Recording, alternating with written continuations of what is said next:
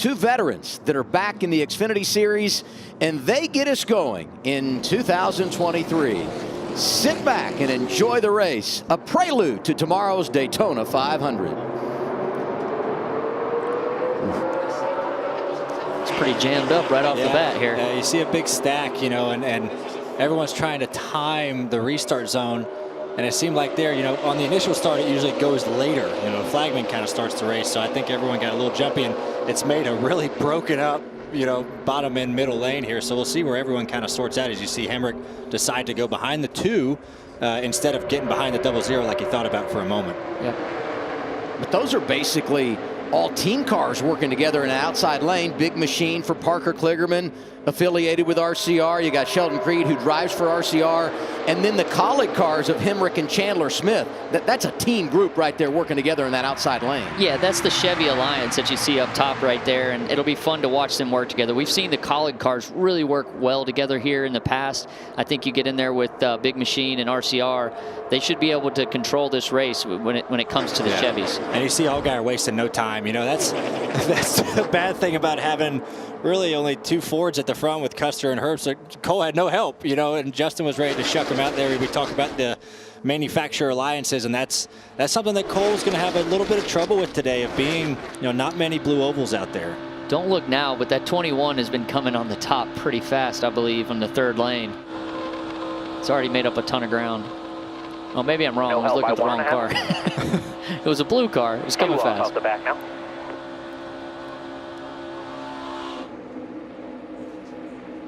Second place, John Hunter Nemechek driving the 20 for Joe Gibbs Racing. Back-to-back years in the Craftsman Truck Series for Kyle Busch.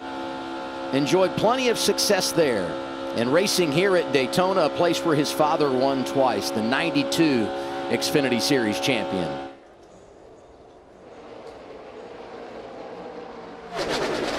I'll be curious, you know, we sometimes will see the top lane get big momentum. You know, it's the top's kind of migrated up there. For whatever reason, you know, that's just kind of the way these plate races go. But I feel like a lot of times you get settled in on the top, which is a longer distance, but you kind of get a good run down the straightaway. But the bottom just kind of keeps creeping forward, and then the leader on the top never goes and blocks the bottom. They're just kind of content in the top train. I'd love to tell you why that is. As you see, Justin actually made a good move to block the bottom, but you'll see these surges all day from the middle, top, bottom lane, kind of go forward and back, and that is all about how aggressive, you know, the top 3-4 cars in that lane want to push and kind of get momentum, and you'll see that kind of play in all day. Yeah, and as we go green longer, the handling starts to become an issue, and that's another reason that top line seems to be able to allow cars that aren't handling as well to be able to hold on in the pack. The guys that have a handling setup seem to be able to run that bottom a little bit longer. Ooh. Hemrick sliding down to the inside. That car in the middle, the 10 of Justin Haley, started 15th, but has worked his way inside the top 10 in the early going of this race. A two-time Daytona winner in the Xfinity Series. Also won a Cup race here. Yeah, Justin Haley is one of those guys you just see at the front of speedways when it matters. He understands, you know, positioning and how to get there. Yeah, the 21's creeping right through the middle here. That was kind of the opening he needed, right?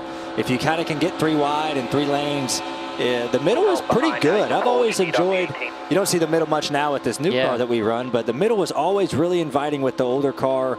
A couple years ago, you could really make time up and kind of shut guys to the bottom, and the middle kind of looks like it's stalled right now, but I always thought that was a great lane, especially in these cars too. Austin Hill plus 23 to start this race. They had radio problems. Let's listen to what they're saying now. Could have done it before we rolled. So thorough problem. It's not a big deal. We're good. We can be the show here. We're good.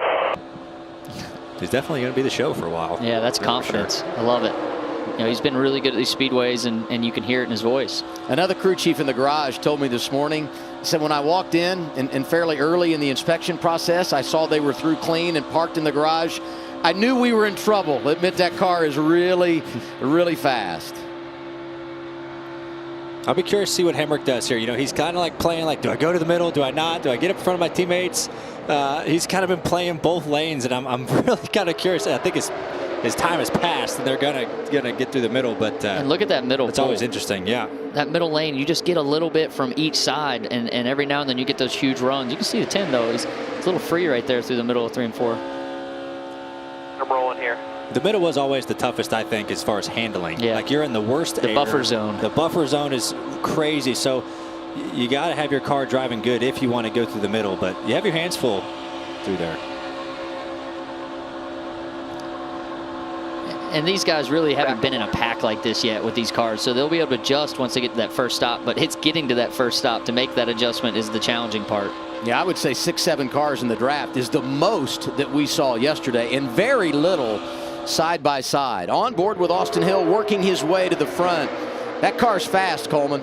Yeah, it is. You know, he's up here now. We're at a point where his teammates are right above him in the 48, the Alliance car, the 2 with his teammate Sheldon Creed. Look for them to try to fight for the middle for him. One thing I want to bring up right here, with that 3-wide racing, it diminished the bottom lane. That's something you got to keep in mind. The further that middle lane gets towards the front, the less the bottom lane has to open the wheel up on exit, which gradually brings it back. Now that they've gone 2-wide racing again, they're back side by side. Back to you, Adam. Some smoke off the 4 of Bailey Curry, and we're going to get our first caution of the afternoon. 7 laps complete here at Daytona. That way. I don't know what happened. Bailey Curry driving the 4 full-time for JD Motorsports. John Hunter Nemechek on the scoring pylon, scored as the race leader. Allgaier up there as well. Herbst, Haley, Custer, your top 5.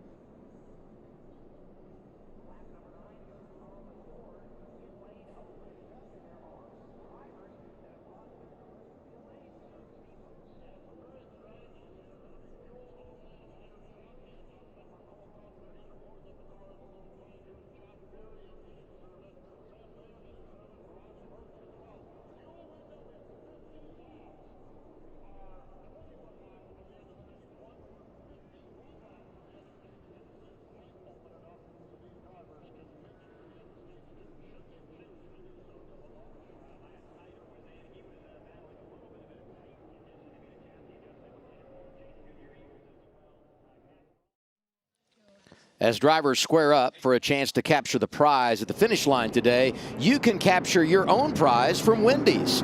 Grab your phone to scan the square for a chance at great prizes. This is Squaring Up, sponsored by Wendy's.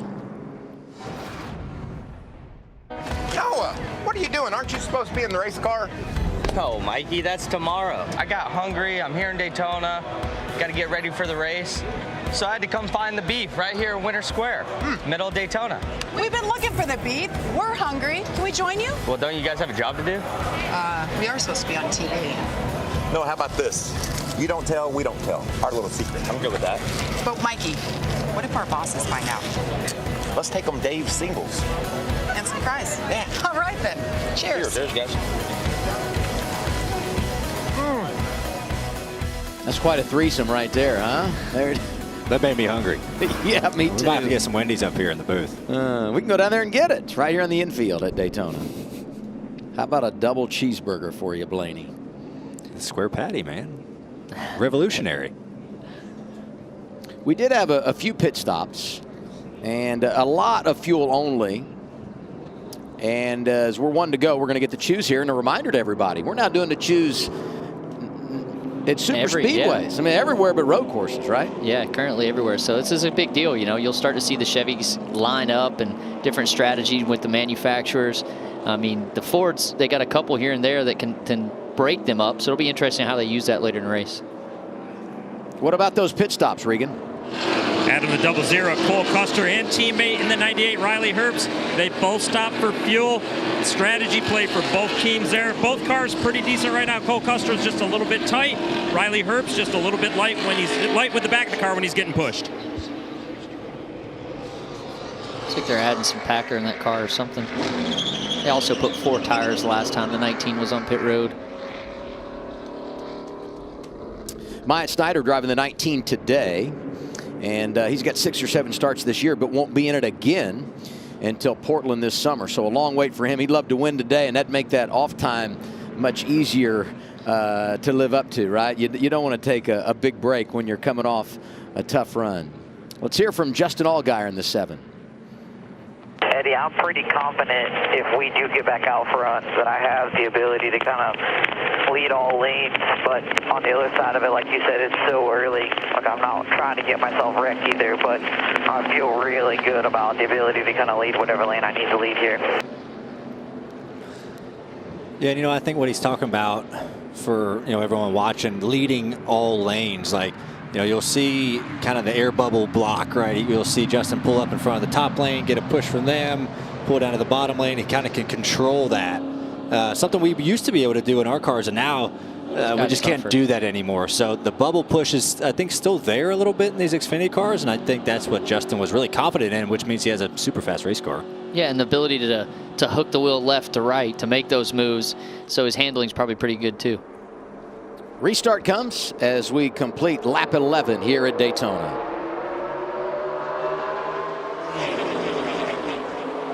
That was a lot smoother start than the initial one. See Clearman hooked up right to the 20, but I think the bottom is going to get more organized. They seem to be a lot tighter, and I feel like that. And just, there's your boy Austin Hill going right through the middle, wasted no time.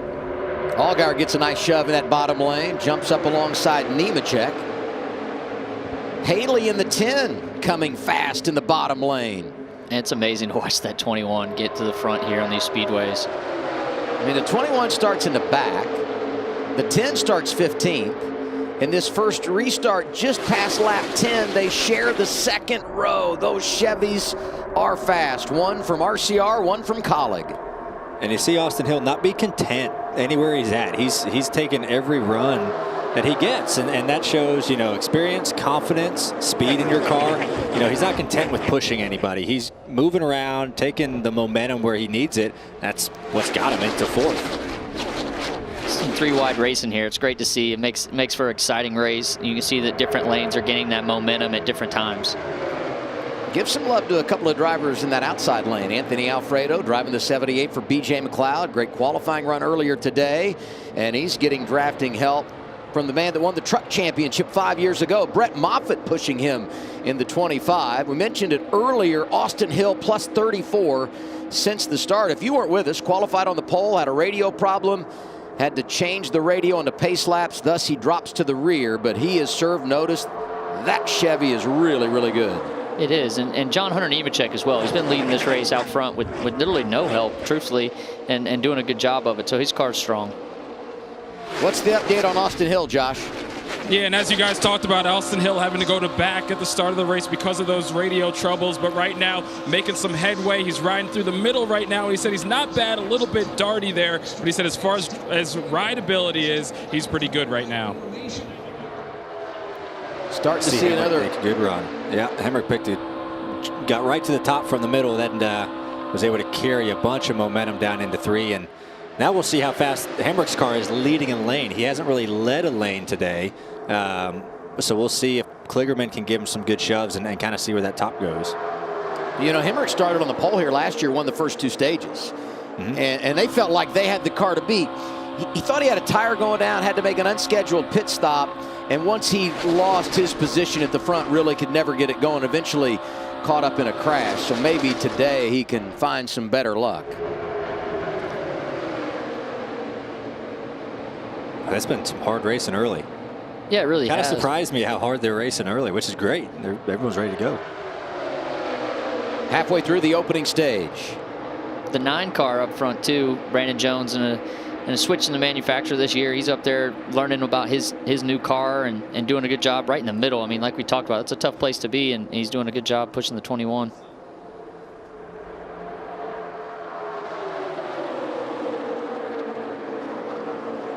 So entertaining watching Nemechek and Allgaier go back and forth. The side draft, out front, pull them back. This is really good stuff at the front of the field. This is a pretty cool move by the 20 there. He really went up the track into turn 1, swept down to the 7's door. You can see the 7 doing it back to him. That's great. Well, they're just chasing each other. No one can clear each other. You know, they can't get the energy from behind them to kind of complete that side draft. You know, you can lay air on the quarter panel with somebody, but if you don't have help behind you to complete it, they're just going to lay right back on your quarter panel. So that's been kind of funny to watch them just go back and forth without anyone being able to get an advantage.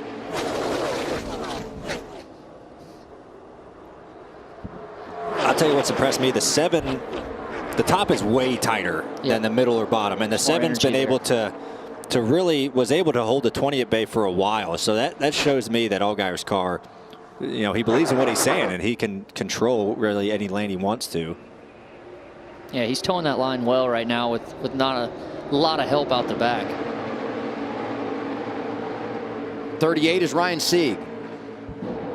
He's out of the Ford camp, and someone that could be a player really, really good in the draft, regardless of where we go. Nearly won Atlanta last summer. So good when we race at Talladega, and certainly here at Daytona.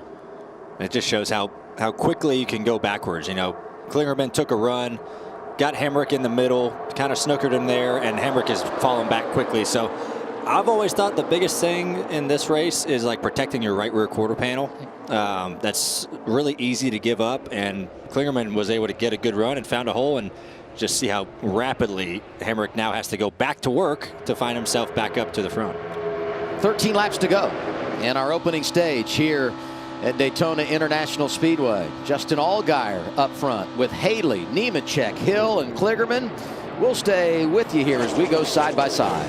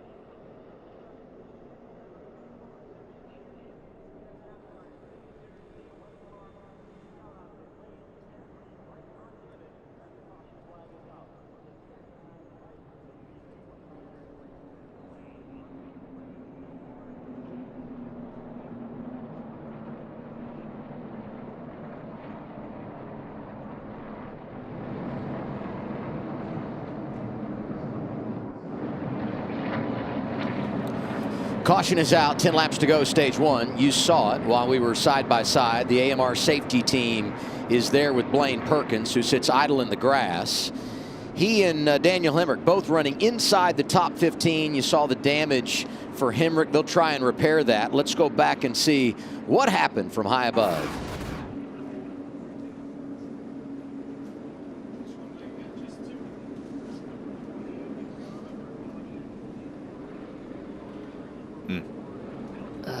Yeah, it looks like the one of Sam Mayer had a good run and thought the middle was going to be open, and it just kind of closed. And unfortunate for the 07 and Daniel Hemrick, who we just talked about before the break, was up there and got in the middle and to the back, and an unfortunate bystander of that one. Yeah, it's a terrible position to be in if you're the 11. It just seemed like Sam was a little indecisive there and then chose to go to the middle and got into the 07. Perkins going to be done for the day. Yeah, I'm perfectly fine. Just pissed the hell off. Sorry about that, guys. That's just stupid.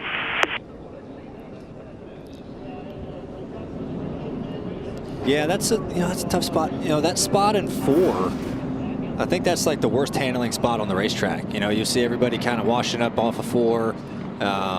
As you see Hemrick, unfortunately, going to the garage, done for the day. That's your car's already light there off of 4, and then when you have a car really close to your left rear and then trying to get it 3 wide, that just makes your hands full. And then when he touches you, obviously you're going to spin out. But it's already enough problems over there, and unfortunate that a couple guys got taken out. A couple early problems is going to set up a little shootout to end stage 1 here. We're going to have down inside 8-7 laps to go, so this will be an entertaining way to finish the stage. And some good drafters up front, man. Justin Haley's made his way to the front. We've talked about him winning here, and Austin Hill. So it's going to be fun to see what Justin Allgaier does up front. We'll see who decides to try to flip the stage, too. I think you'll have some guys maybe flip it, and we'll find out when we come back. It's the NASCAR Xfinity Series racing here at Daytona. The caution is out. Blaine Perkins and Daniel Hemrick both done for the day. The finish to stage 1 after this.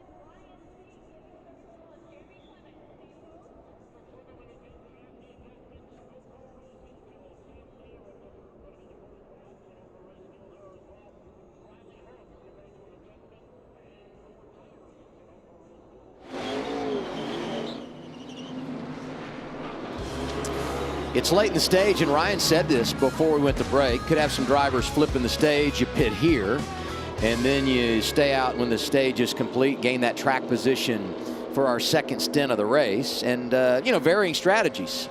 Some guys getting 2, some guys getting 4. Front runners, though, they wanted that track position. They wanted to stay out and get some stage points. What'd you see down there, Regan? Yeah, in the 00, Cole Custer, he decided to go ahead and get 4 tires right there. Of course, earlier in the race, they came in, took fuel, and we're trying to play a strategy, I think, right now. Kind of similar deal. Get the tires when you can. And the one car, Sam Mayer, he's been very quiet on the radio since the incident that we saw on the racetrack. They came in for fuel only to try and make it to the end of the next stage. Josh? Well, Brandon Jones in the 9 came in for tires and fuel, not where he wants to be, so he wanted to get ahead of the game and get those tires and fuel to help him out. And I like that play. You know, if you don't have the track position now, why not come and get your 4, restart up at the front of the field, you know, at the stage break. So I don't mind that play if, you know, if you were outside the top 10 or something like that. I think that's a smart move. Fuel window today is right around 45, 47 laps, and that really shouldn't come into play until we get into that final stage, and you know, could very well have to make a green flag pit stop, and we were talking about that earlier, but that's way down the road before we'll have to figure on that.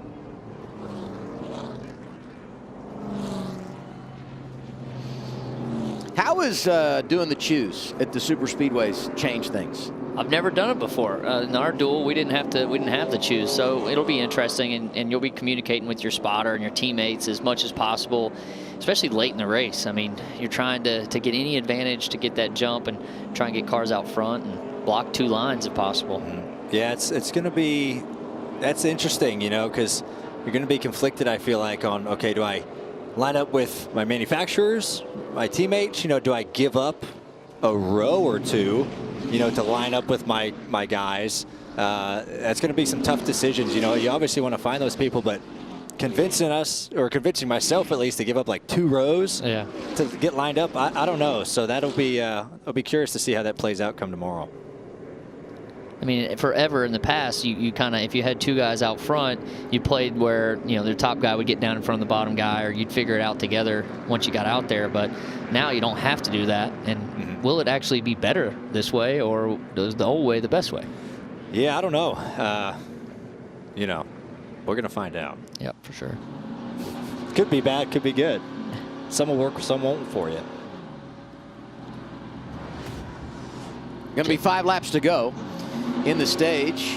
How about Jeb Burton? His dad, Ward, won the Daytona 500 in 2002. Had a battery issue before the race, but he has rallied up to the front. One of those drivers that elected not to pit there. Jeb's a speedway racer too. He won Talladega. Yeah. Yep. So you know, seems like those guys that run good at these speedways find their way to the front.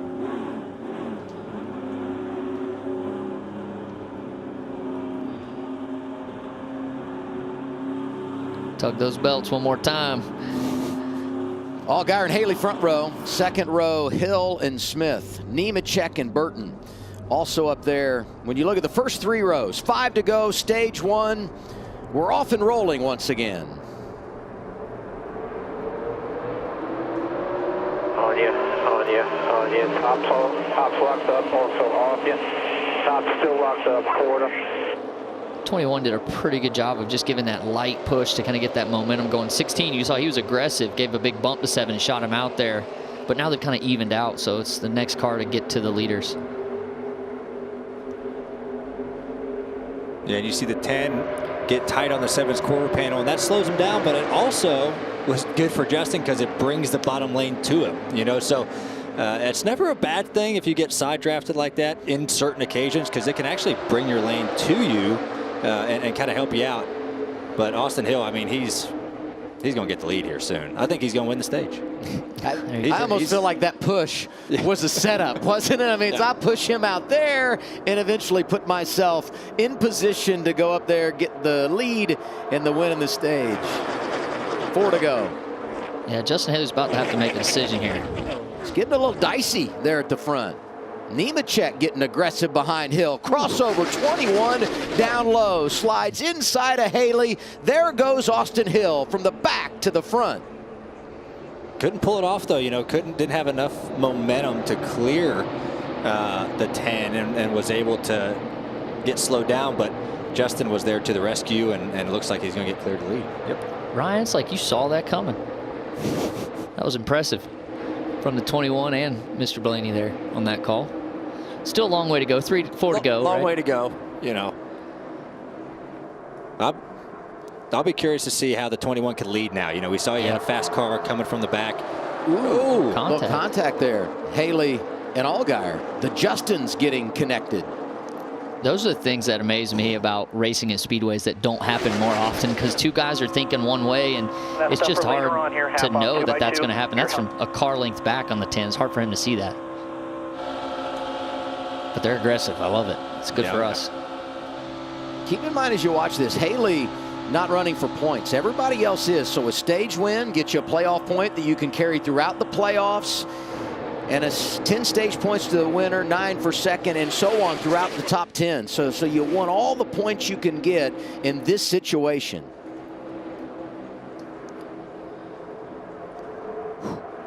Well, they're dicing.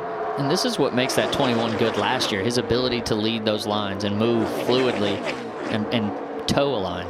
Yeah, I mean, he did a great job here last year. He did a great job at Atlanta last year. You know, he does a really good job, he and his spotter, of communication, you know, and timing and things like that. And it's really paying off today. And that takes time, you know, it takes time to kind of get comfortable with distance and judging runs. And you see he's going to block this top lane here and get a shove from them, a little energy. And he just does such a good job at doing that. That's 16. How about Chandler Smith? First Xfinity racer in Speedway. He's doing a good job up there, and those Colleague teammates are already together. By the way, Daniel Hemrick, the third car from Team Colleague, released from the care center after that incident. A few laps to go. Final lap, stage number 1. Austin Hill from the back to the front. Right behind him, Chandler Smith, Justin Allgaier. Keep an eye on the 27 of Jeb Burton. And right behind him, haven't said the name of Josh Berry, the 8 is strong.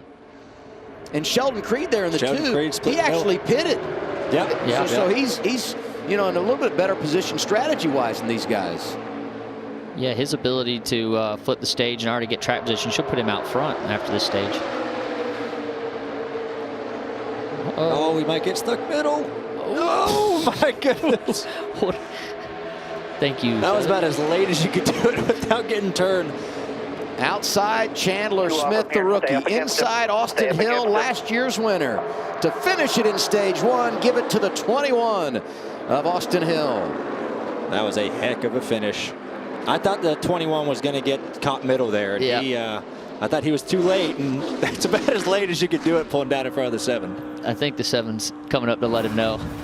4th career stage win for Austin Hill. All of them on drafting tracks, but this is the first time he's done it here at Daytona.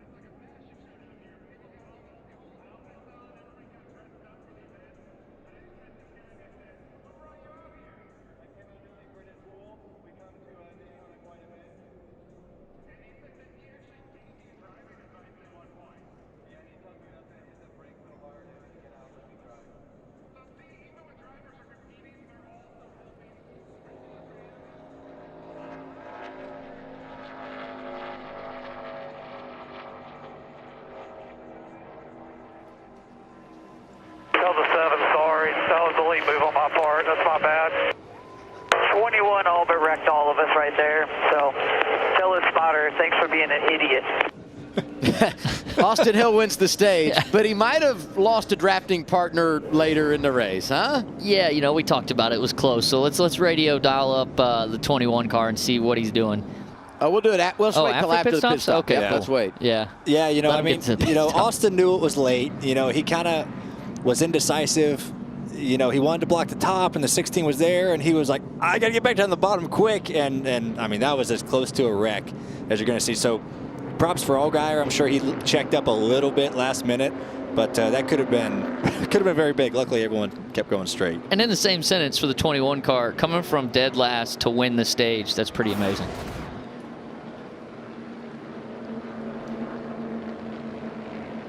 That was the action earlier in the stage when the 10 comes down. Justin Haley contact with Justin Allgaier. Yeah, that was, you know, the 10 was trying to come down in side draft, and Justin was also wanting to go up in side draft. So that happens actually like more than you think if we just don't hit each other. But a lot of times you have the same ideas and you just meet. There's going to be a mixed bag here on strategy, but there are some drivers that haven't pitted, so we know they'll come down here. Among them, Austin Hill. They're headed your way, Josh. Yeah, let's talk about the 21 of Austin Hill. He's really happy with his car. Other than that radio issue, everything has been good, other than that late move. And speaking of that late move, the 7 of Justin Allgaier, happy with his car as well, just not happy with the 21, Regan.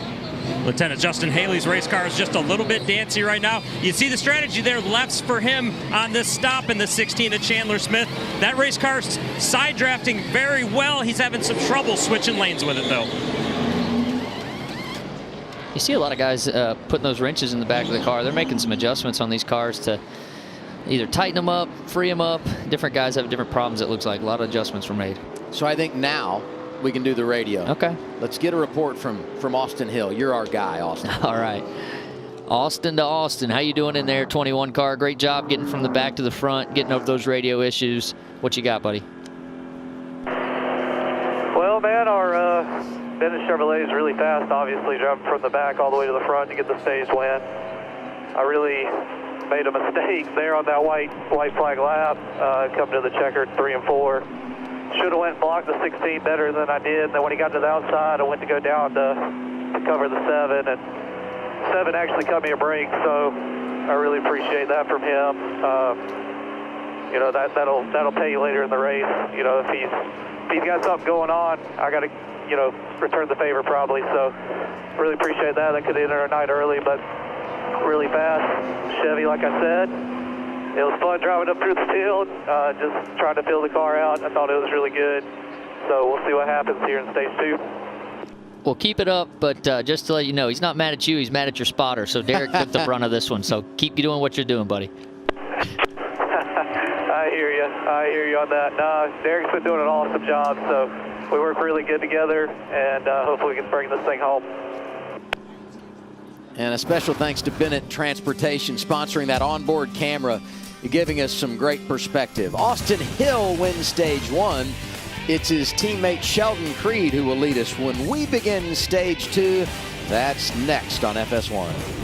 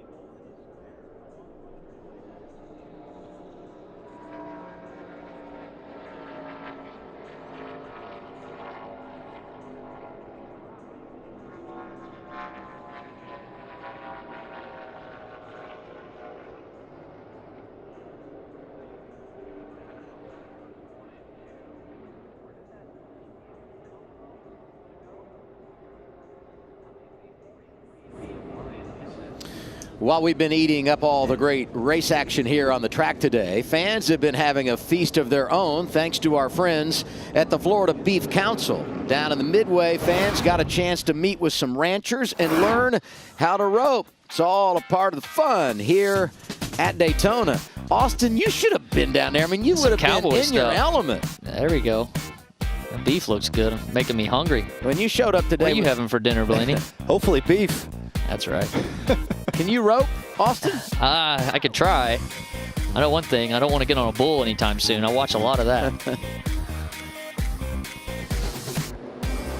Good times on the infield here at Daytona. You're watching the Beef It's What's for Dinner 300. Opening stage goes to Austin Hill. Sheldon Creed, Parker Kligerman among the drivers that had pitted toward the end of stage 1. They stay out at the end of stage 2, so they'll restart up front here.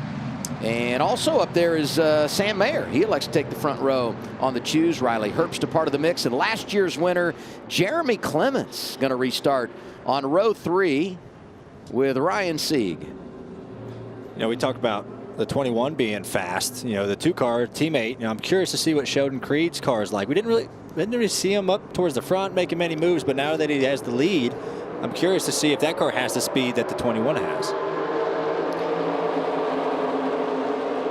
And Sheldon's spotter is Brandon Benesh, which is my spotter, so I'm looking forward to watching him work right here if they get the lead. The 48's giving him a good push, but he's really gapped off of that 3rd car in Clements. By the way, Brandon told me to coach you up today. Make sure you're paying attention to everything so you can learn something for tomorrow. That's why I'm here, Adam, learning. It's a good tandem right there, but it's 48 and 2. They had a good push there for a while. You got to be careful on that lock and bumpers. They were getting pretty close there.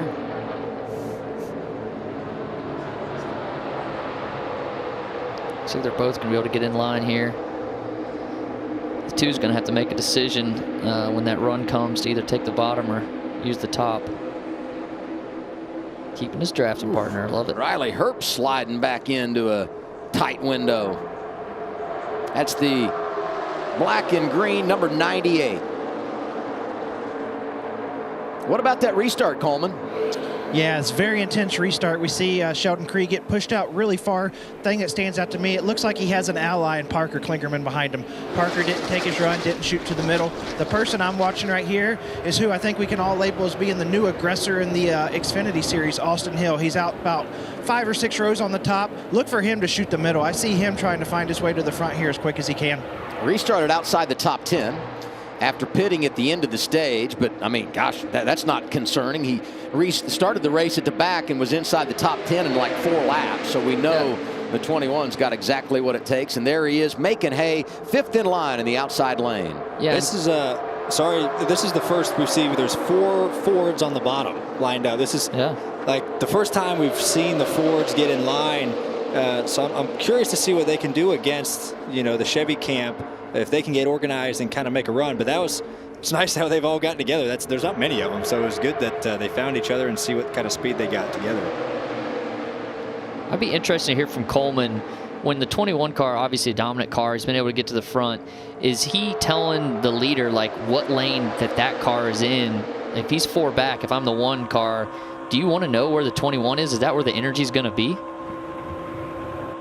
Yeah, so, you know, as a spotter, we're sitting here, we're trying to look 2, 3 rows behind you, see where that energy's built up. And then once that car behind you gets clear, it's trying to register to the driver, hey, he's clear, he has the opportunity to make a move. So as they're racing 2 wide here, I'm really focused on telling my driver what's going on 2, 3 rows behind him. And then as soon as that top lane gets cleared, letting him know whether he needs to defend or not.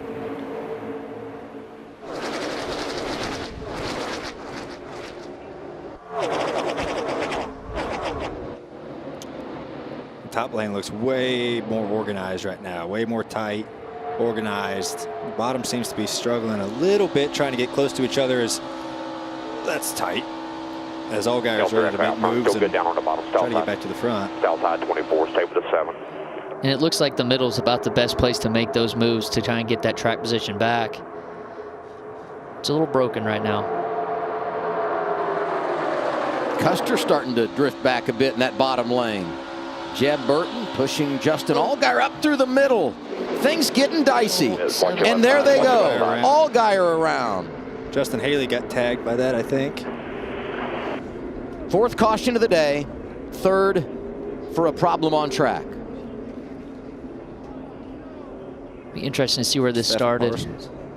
Stephen Parsons driving the 45 in for Cesar Baccarella, who qualified the car earlier today, but couldn't drive because he got sick later this morning.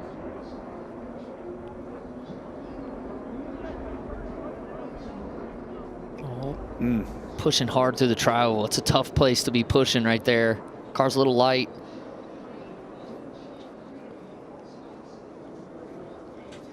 Under caution, early portion of stage 2 here at Daytona. It all started. Sheldon Creed gets out of shape, and Justin Allgaier went around as well.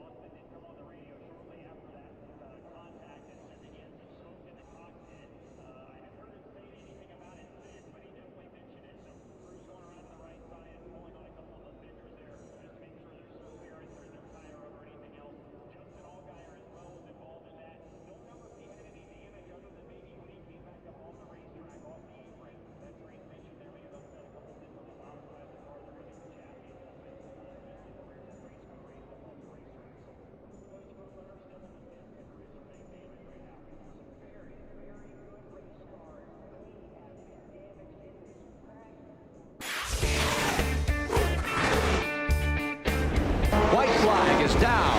1 lap to go. This is it. Dale Earnhardt is in front.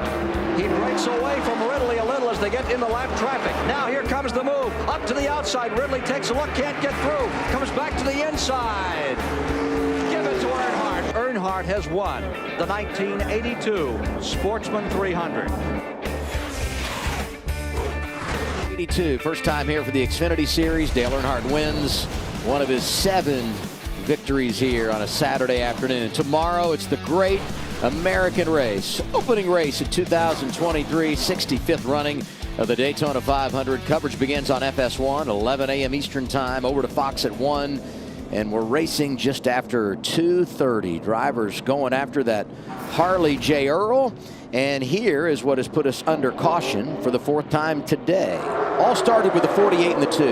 Yeah, you know, the 48 gives the 2 a really good push. You know, the tri-oval is always tricky. The car's light there, and you saw them close in on the 1 pretty quick, and I think Sheldon probably checked up to not run over the 1, and Parker just didn't let him go. You know, kind of stayed on him, and they got moving around, and unfortunately it turned the 2, and he's got pretty heavy damage. I don't know if he'll be very competitive after that. But luckily, I think everyone else got away, but just one of those things to where tri-oval pushes are tough, and then you kind of have to let someone go at some point, or else they'll get wrecked just like that. You know, we already lost one really good car that we felt like could win today. Yeah. In Daniel Hemrick. And you can see how beaten and battered the 2-car of Sheldon Creed is. Second year racing that Chevrolet for Richard Childress Racing, and had a disappointing rookie campaign. And there's the 45 of Stephen Parsons, got some damage as well, Josh. Yeah, and a tough break, obviously, for the 7 of Justin Allgaier, who had a car he was really happy with, and then at the end of that stage made those adjustments, had him back in the middle of the pack, and gets involved in that wreck. They were looking at the right rear quarter panel, got that taped up, and the splitter, and he's probably going to have to come back in and get that looked at once again, Regan. Well, it's the best possible news for the 10-car. Justin Haley, steering wheel is straight on that race car. Just a little bit of a left rear fender rub. That's a good thing. He was so excited about this race car just before the race. Brand new car they built specifically for here and specifically for him in this race. It's been fast so far. It has been fast. It's good to see both those cars going to still be in this race, and minor damage, and a lot of these races are won with damage. Oh yeah. So many times in this race you recover from some kind of a problem to win, and you saw the list of drivers involved. I mean, it's heavy hitters, and those that we felt like pre-race had a real shot to go out and get it done. Sam Mayer's been good in the early portion of stage 2.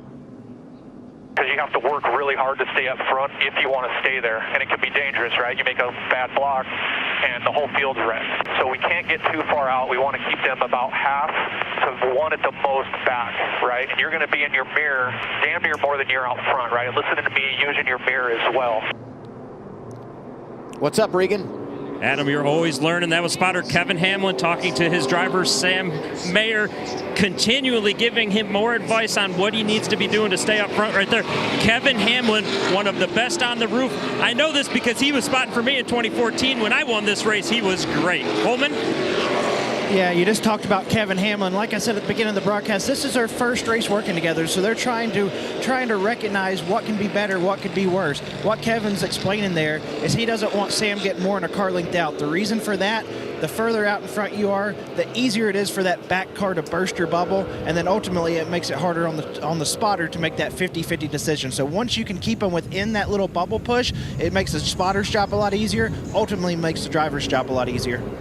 One thing to be mindful of here as we get set for the restart, if you were involved in that crash, you get placed on the damaged vehicle policy. You get 6 minutes to repair the car, and then you have to meet minimum speed once we return to the green flag. So those drivers involved in that crash are going to be in a circumstance here where they have to meet minimum speed. Once they do, that damaged vehicle policy is canceled, and they wouldn't go under the clock again unless they were involved in another incident. You saw Sheldon Creed back on pit road. So is Justin Haley, but he's pulling away. It looks like Creed is unbuckling the belts, and it would appear he will be done for the afternoon. Yeah, rough start for the Whelen Chevrolet. I mean, they were up front tonight showing themselves, and unfortunately, you get a push through the tri-oval like that, and there's not much he can do when your rear wheels are off the ground like that. Parker actually had some radio we heard earlier where he felt like it was his fault, just a little too much of a push. Halfway through our second stage. Front row on a restart. You mentioned Parker Kligerman. He's on the inside of Sam Mayer. Mayer's got his teammate right behind him. That would be Brandon Jones. Parker's kind of got a teammate there, too. Chandler Smith, the rookie at Colleague.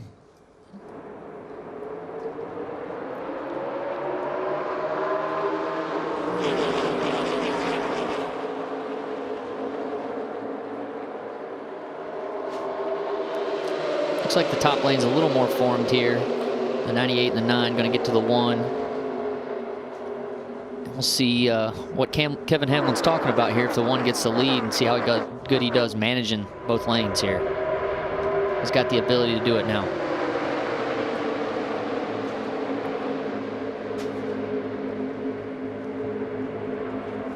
Bubble push 1 off you, 2 off, back to 1. Back to half. Back to half, just inside. Listening to radio from Sam Mayer. Yeah, and Sam's kind of taking long way around the track right there, and I don't know if it broke up that line or if they got to get back close down to that bottom lane.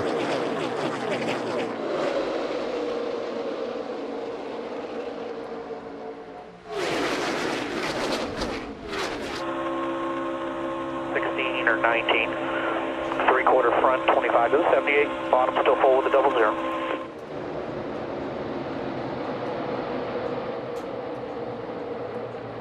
Here's a shove. You're clear. Help is not. Just run the middle lane here. Half off. He is not clear. 1 off. You're clear both ways. 9 to the top. 9 is clear, but he's staying up there. More cars your lane at the bottom. 1 off you. What do you see here, Coleman? A lot of good stuff there from Kevin Hamlin. You know, making sure Sam knows that the 9 car is clear and also that he's staying with him.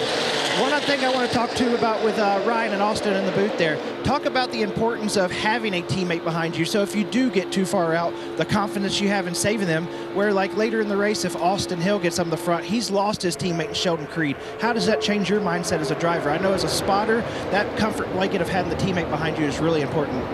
Yeah, you know, it is. You know, it's always nice knowing you have a teammate there, and you know, especially in certain situations, you know, you feel like you're a little bit more comfortable as you see the 98, you know, go inside the 9 and try to make a move. But it always makes you feel comfortable whether you're trying to move forward, to have a teammate there, knowing that teammate's probably going to go with you if you make a move, or if you're kind of playing defense. You know, if you're running 1-2.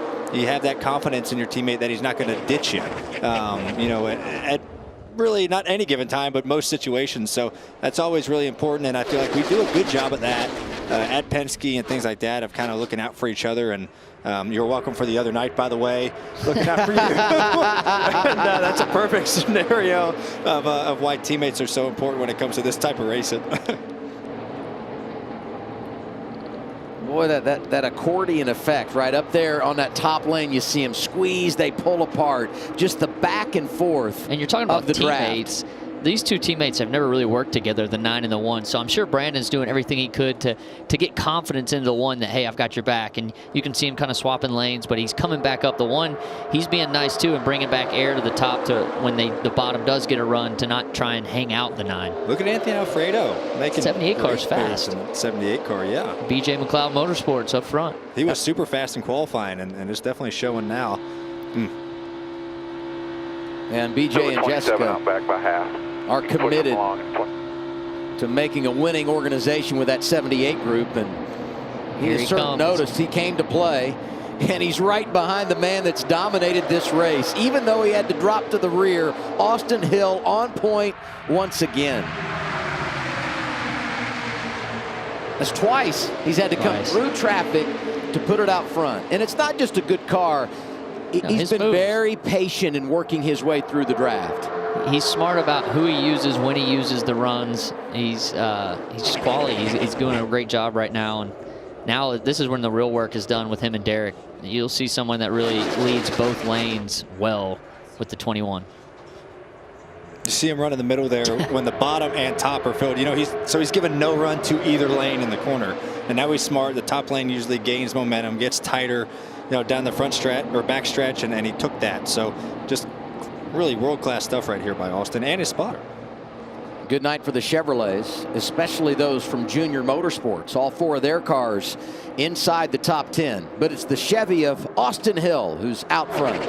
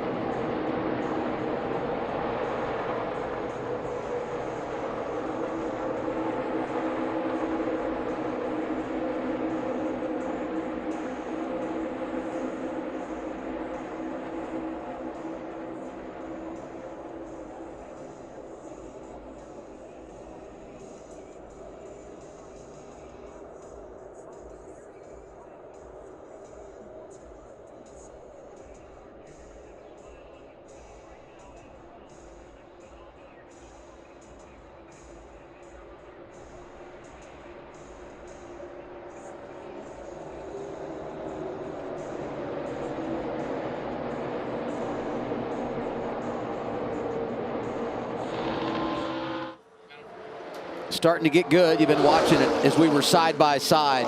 And it's amazing to me that Justin Allgaier was involved in that crash, and here he is out front racing for the top spot with Austin Hill as we hit 6 laps to go this time by in our second stage. This is what we wanted to see, that battle. We talked about it earlier. They weren't real happy with each other at the end of stage 1, but we're dancing now. It's high paced. We got action, side drafting like crazy. The 21 keeps coming down on the 7's door, but looks like the 7's got his teammate behind him and kind of broke that bubble. The spotters are working hard now, Coleman.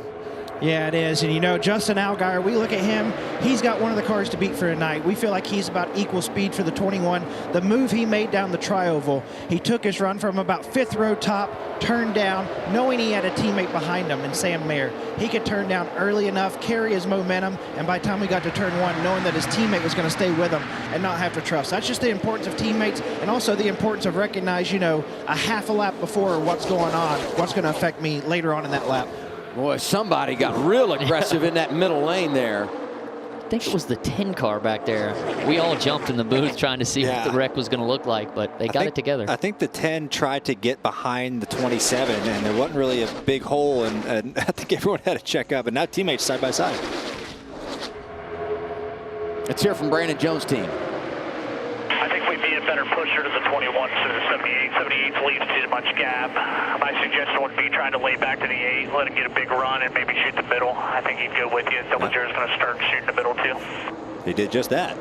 Right Great there. call. And so that's something I did notice, you know, that 78 wasn't able to stay with the 21. He kind of air pushed him away a lot, and it was just checking that middle lane up. So the 9 was you know, making sure they kind of, you'll see guys do that. They'll kind of split the middle and kind of shuck a guy out if they think he's hurting the lane. You know, if he's leaving too much of a gap and the lane's struggling, you see that a lot. And spotters are a big help for that. You heard Tyler Mon right there tell Brandon, you know, hey, this car's struggling a little bit. Let's try to get him out of here. Going to be 3 laps to go in the stage when we come around next time. Teammates out front. Sam Mayer, the young driver for Junior Motorsports, inside of the veteran, Justin Allgaier. Allgaier spun around, handful of laps to go. See some damage on the front end of Austin Hill, but both those cars still really fast. And look at Brett Moffitt, the underdog in the 25 in this mix. You see the hands moving on that 21 car. Those white gloves, it's always fun to see how much a guy's working in there. He's working that wheel. He's doing everything he can to get back to the front here. And I will see if the talk between Kevin Hamlin and Sam Mayer pays off, right? We heard it under the break of playing the lanes. You know, Kevin was kind of teaching him what to do and how to work it. So we'll see if he makes the right decisions here as he's leading the top lane right now. And the help in the bottom's coming from Brett Moffitt, another guy that's got a lot of experience, smart drafter. He's got that new team up there in the 25. And look at Austin. About 80% of the backstretch he was looking in his mirror. I mean, that's what you do, especially if you're leading a lane. You're always paying attention to, all right, how far back is my pusher? Do I need to lay back to him? Is he going to peek out and leave me? You're looking, I'd say I look in my mirror 70% of the full lap. You're always just staring behind you and just trying to figure out where they're going and make the right moves. Do you love your new mirror? The digital mirror? Yes. I run it only at the speedways because I think I can see a lot with it. At every other place, and the spoiler's so tall. Yeah. You can't see nothing in the regular mirror. So the digital one is okay. I love it. I have it right in front of me. It's kind of like picture in picture. I don't like having to have your neck cricked the whole time. Technology has changed the game in the draft, huh? And these guys don't have it. They have the traditional mirrors, right? The Cup cars are the only ones who have that digital mirror that we can look at from the camera on the roof. Here we come. Going to be 1 lap to go. Had a great finish to stage 1. We'll see what happens here in stage 2. Austin Hill won the opening 30-lap run, and he did so by sliding down in front of Justin Allgaier. Allgaier out front here with his teammate Sam Mayer behind him. The 4 Junior Motorsports cars lighting up on the top. They seem to find each other, and they look really, really fast together. The bottom just doesn't have a ton of momentum right now. It's kind of interesting, too. I feel like half the pack has backed off here coming to the end of the stage, so it's changed the energy at the front of the pack. Junior Motorsports has won here 7 times. with 7 different drivers. And the 4 drivers in the field for Dale Jr. today have not won at this place. Could they make it 8 for 8? The end of stage 2. And the green and white checker goes to Justin Allgaier, and smoke and a spinner at the start-finish line. That's the 18 of Sammy Smith, Keep it rolling, the rookie. keep it fired here. You can, you got it, you got it, keep it rolling. The other one involved was Jeb Burton. I saw him get turned into the 18. I think Jeb kept rolling, but be interesting to see the damage on the 18 and the 27. Second career stage win for Justin Allgaier here at Daytona. There was contact. Smith hangs on, limited damage. We'll follow up there when we return. Halfway home with the NASCAR Xfinity Series at Daytona. The 7 feeling good.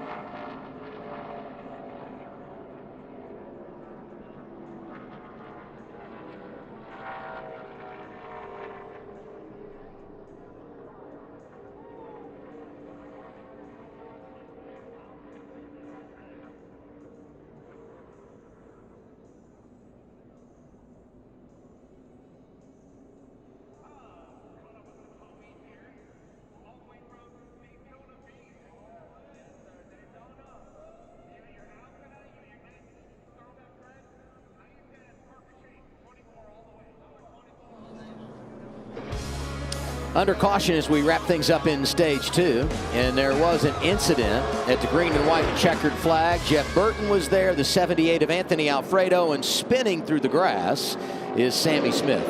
Yeah, the 78 car, the Ticket Smarter Chevy, he had a pretty good run there, and it seemed like the 27 really didn't know he was there, and he's put it in a really tight hole as well. So you can tell probably a little miscommunication between a couple of those guys, and big run. And Jeb was fortunate that the 18 straightened him back out. I thought that was going to be bigger than what it was.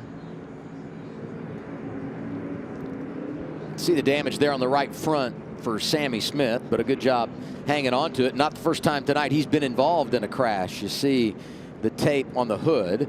Let's listen to radio from the 78 of Anthony Alfredo. Probably got some right front damage. Paul probably shouldn't have made that move knowing who was in front of me, but I didn't think he's that dumb. Well, I think seeing the situation, it was tight there, coming into the stage, and big run. Yep, things happen. Things happen. Holes will close up quick, that's for sure, especially in the tri-oval. And I think that was more of a racing thing. I would anticipate everybody pits here, and then you'll have to pit one more time in the final stage. This is the state water heaters onboard camera, and look at Jeb Burton working the wheel. That's incredible. Yeah, I don't even think Jeb was in the mirror there. I think he was all forward, so he didn't even know that the 78 was there at all at that point in time. When you got to take your hands off the wheel to get it another rotation, that's a long ways. Yeah. And he did a good job there. Let's see what strategy plays out here. Pit stops into stage 2. Josh? The 7 of Justin Allgaier amazingly able to win that stage after being involved in that wreck. The only complaint from him, he's just a little bit free after a last adjustment, so they'll go back on that. In terms of the 9 of Brandon Jones, he's been happy with his car up to 4th in that stage, just about finding the right line to run, Regan. Hey, to Josh Berry, quiet about his race car on the radio. The only directives was to wait on fuel. That is their priority. And the 1 of Sam Mayer just continues to tell spotter Kevin Hamlin to help me out. I need to keep learning. Most everybody, I think, took 2. Yep. Stage is set for the final stage. Let's visit with the man who won our 2nd stage of the day, Justin Allgaier. Hey, Justin Allgaier. Ryan up in the booth. You got me? Yeah, Blaney, go ahead, buddy. Hey, good job. We saw an awesome finish for the first stage, and we saw you get a little bit of damage. Doesn't look like too much, and you were able to work your way back up to win the 2nd stage. So looks like you got a really fast car. Tell us a little bit about what you've been seeing in there tonight and how you think your chances are. I mean, obviously, you're super proud of everybody at Junior Motorsports. You know, to have the brand 70th Platinum car, I was disappointed when I scratched it up there, and it could have been a lot worse. But, you know, Jim Pullman and the guys down there in the pits did a good job of getting me squared away and got all the damage fixed. And to be honest with you, this car has just been absolutely phenomenal. You know, the Hendrick engine department, obviously everybody at Chevrolet. You know, we got fast Camaros, so we're going to keep riding this wave. I mean, obviously, getting the damage was because we were kind of trying to come back to the field and put myself in a little bit of a bad spot. But, you know, it's time to take some deep breaths. The stages are over, and we just got to get to the end of the race. And it's unfolding a lot different than I feel like a lot of these Xfinity Series races have. You know, the SKU package that we have now, it's made the cars maybe a little easier to drive, but it's given the drivers a lot of confidence to make maneuvers we wouldn't have normally made. So it's definitely been interesting. So hopefully everybody at home is having a good time watching, and we got a good crowd of people here that are tuning in. It's pretty cool. Well, we've definitely enjoyed watching it from up here. So best of luck to you, and we're looking for a show at the end. Thanks, buddy. Have a good time. Justin Allgaier, the best all time, with 41 career stage wins. He's never won a championship, never won at Daytona. Perhaps the Daytona win comes today.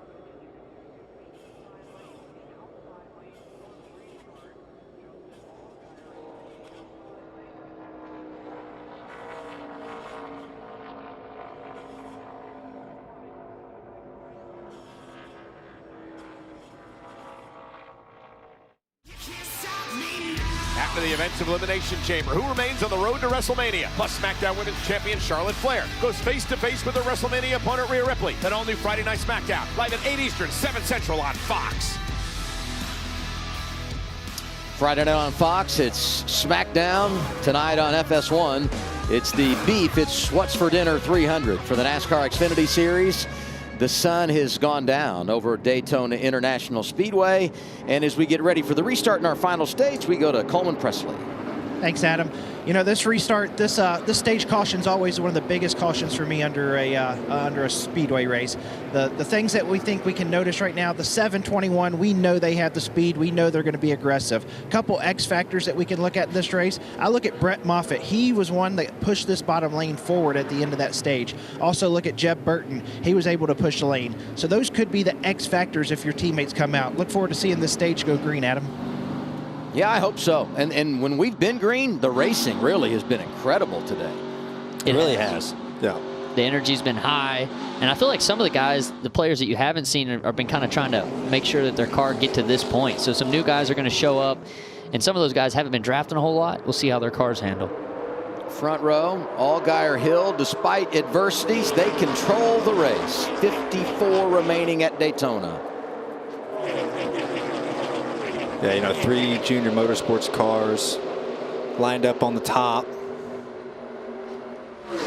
These restarts have been crazy, man. Like the front 2 will tandem and kind of get away. It breaks up the energy. And it breaks up, a lot of the organization on the lanes.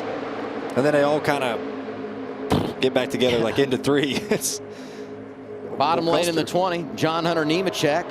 He's been quiet lately. And you talked about new players. Here comes the 00 of Cole Custer back to the Xfinity Series after 3 years in Cup. Haven't said much about him today from Stewart Haas. Yeah, you know, Cole has a lot of experience. You know, obviously in Xfinity Cup and for a few years, he's gonna make the right moves, and he has a lot of knowledge of how these things and races play out. And I feel like he was one of the guys who wasn't being super aggressive early and kind of saving it for this last stage. Would you believe me if I told you that Custer's never finished in the top 10 at Daytona in any series? Wow, that's interesting. Trucks, Xfinity Cup. I got a feeling he's going to break that today. 5th right now. Got a Ford behind him, and Brett Moffitt.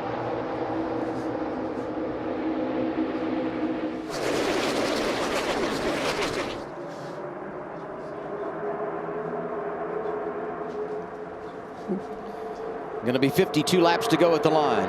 Justin Allgaier leading. Let's crank it up on FS1.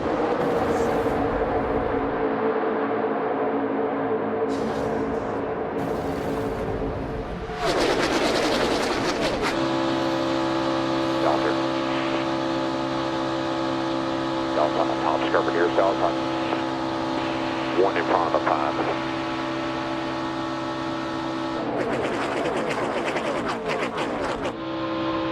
20's half off of him.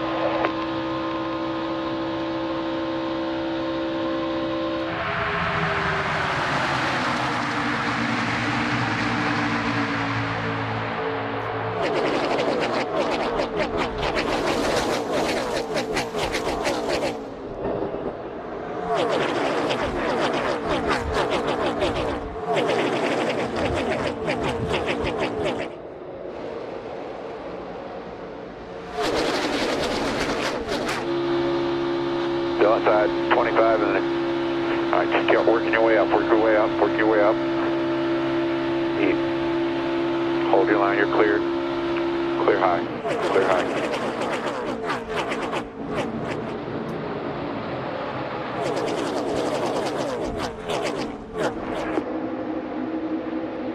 By 1 on the bottom. Keep rolling the top here. He's got to drag it down if we're going to do this. He has to.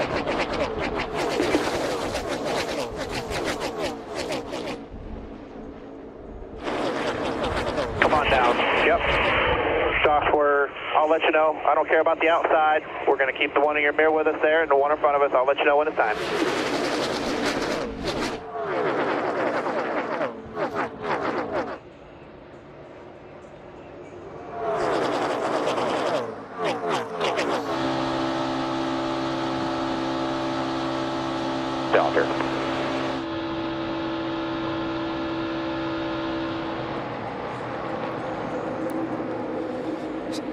So you heard TJ Majors, Just Berry's spotter, you know, they were in the top lane. They were pulling it good. And he was saying, you know, we got to do it now. You know, if we're going to get down, we need to get on the bottom. And that, to me, tells me that they're coming to pit here within the next, you know, maybe 10 laps, maybe less than that. And you see some manufacturers starting to get together right now. The Chevy's on the bottom, the Ford's on the top. They're trying to get aligned to get that group of guys together that they want when they leave pit road to make as much time as possible. Yeah, give us a little insight on that, Coleman. Yeah, Blaney hit it right on the head right there. I was going to say the same thing. I heard that instantly. I thought of pit road. I looked over my left shoulders. I started seeing spotters congregate together. We talk about the importance of teamwork, and really none of that teamwork is more important than getting on and off pit road.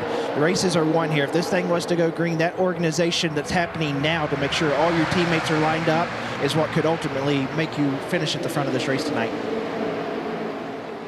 We're at lap 71. And we'll complete lap 72 here.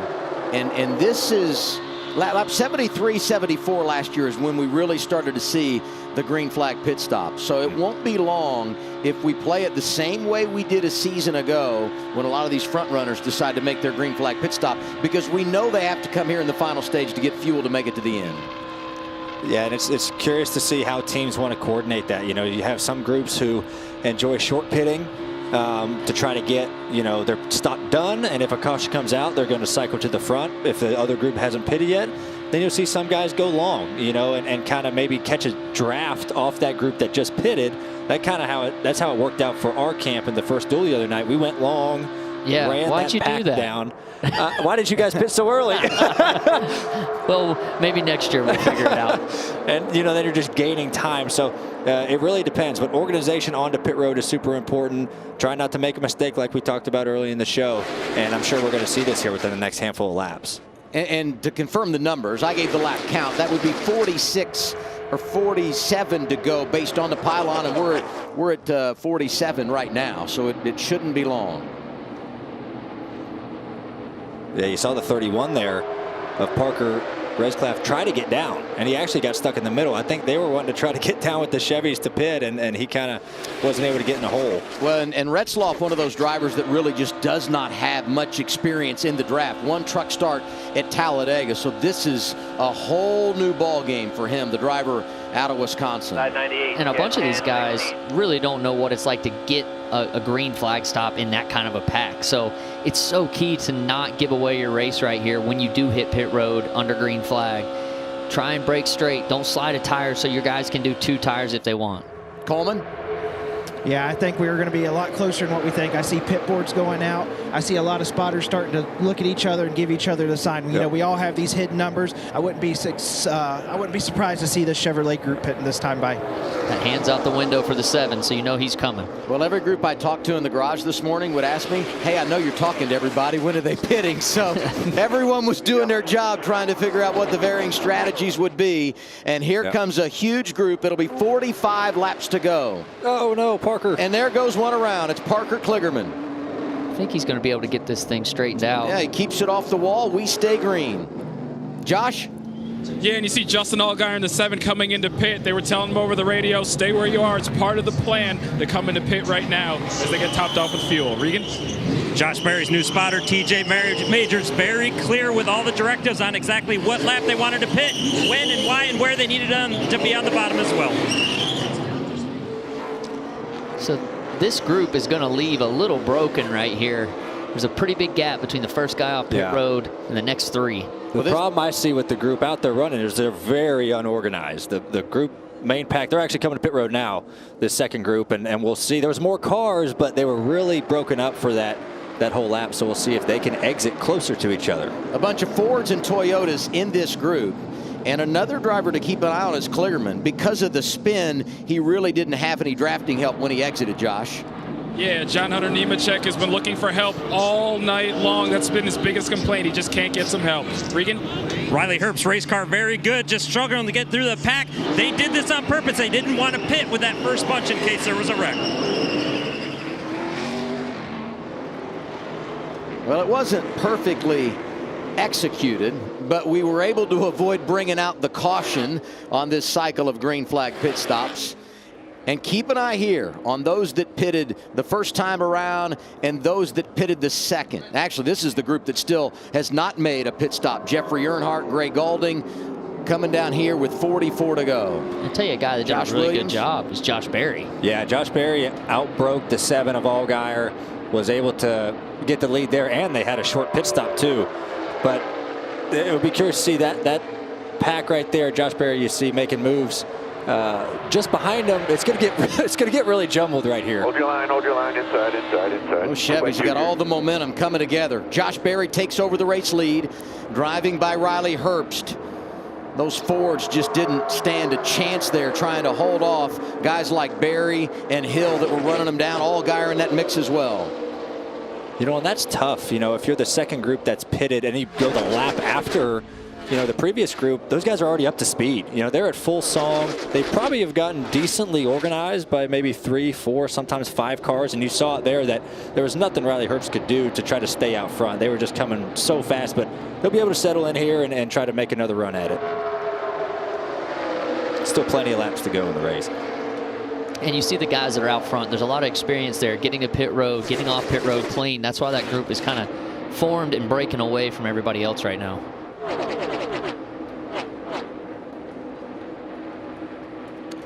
.42 laps to go. Make it 41 this time around. Here they are making their way to the pit lane.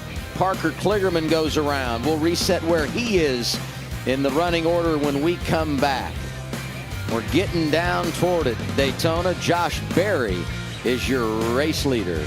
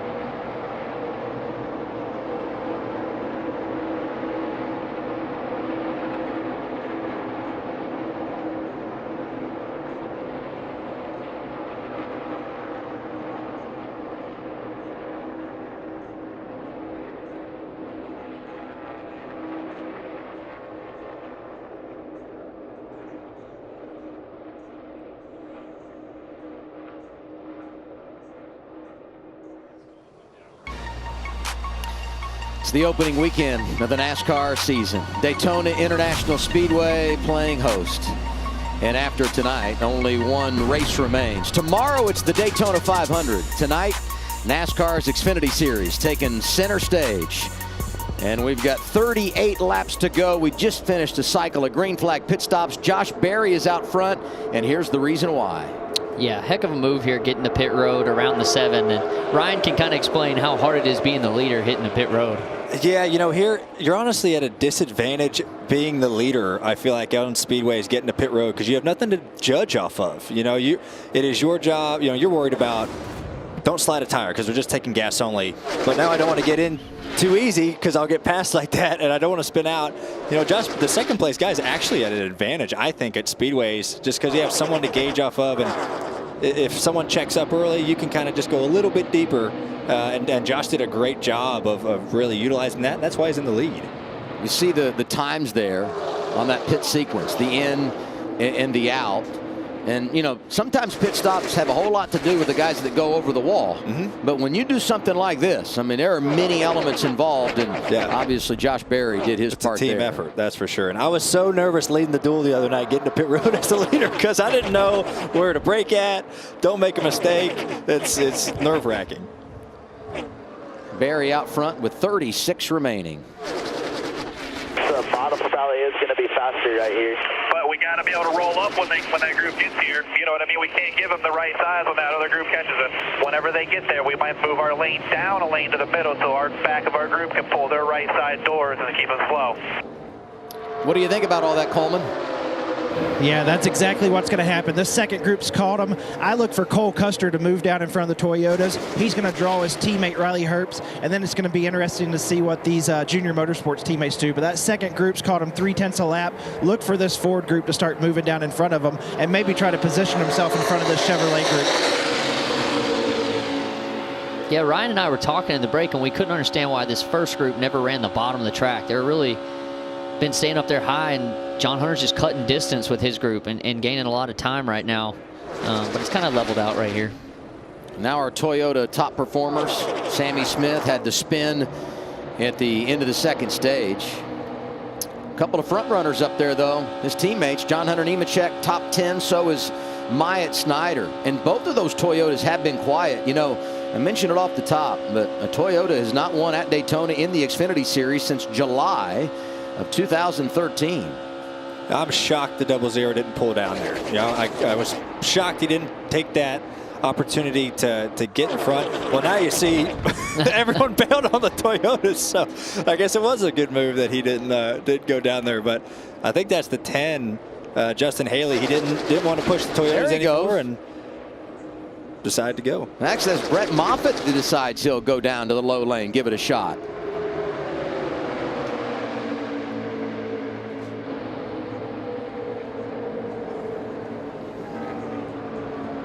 Yeah, John Hunter was feeling like a superhero there, and then all of his drafting partners went away in a quick second. This is the type of racing we've seen at the end of these races, and the guys that can kind of side draft, pull back up in front. I'm waiting for some of those moves to start happening and seeing if anybody can make anything happen to get to the front. But the Chevys are probably going to be content here for a while to ride with 33 to go. Coleman? Austin brought up a great point right there. We see this with the Xfinity Series every year. Now we have a new cast of characters in here. We always looked at Noah Gragson to be that person to try to pick them off one at a time. What we like to call island hop. You get a run, you side draft them, you get one at a time. That's going to be the only way we're going to start making up positions right here. So it's going to be interesting to see over these next 33 laps how soon someone like John Hunter, Cole Custer, how soon they're wanting to make their move. But to do that, they're going to have to pick them off one at a time, get a quarter panel, slide up in front of them. I've always felt like, too, there was a major benefit to these Xfinity races at a place like Daytona or Talladega when a Joey Logano or a Brad Keselowski, Kyle Busch, Chase Elliott would come and run. Because you get a couple of those guys with all that knowledge and experience, and you guys know this, you do the same thing. When you come over here, you're going to take some chances and utilize your experience to make those moves, and it really, really helped the quality of racing down the stretch. Yeah, you know, and if you have those guys, as we have a caution. Sixth caution of the day, and it's for the 35. That's C.J. McLaughlin.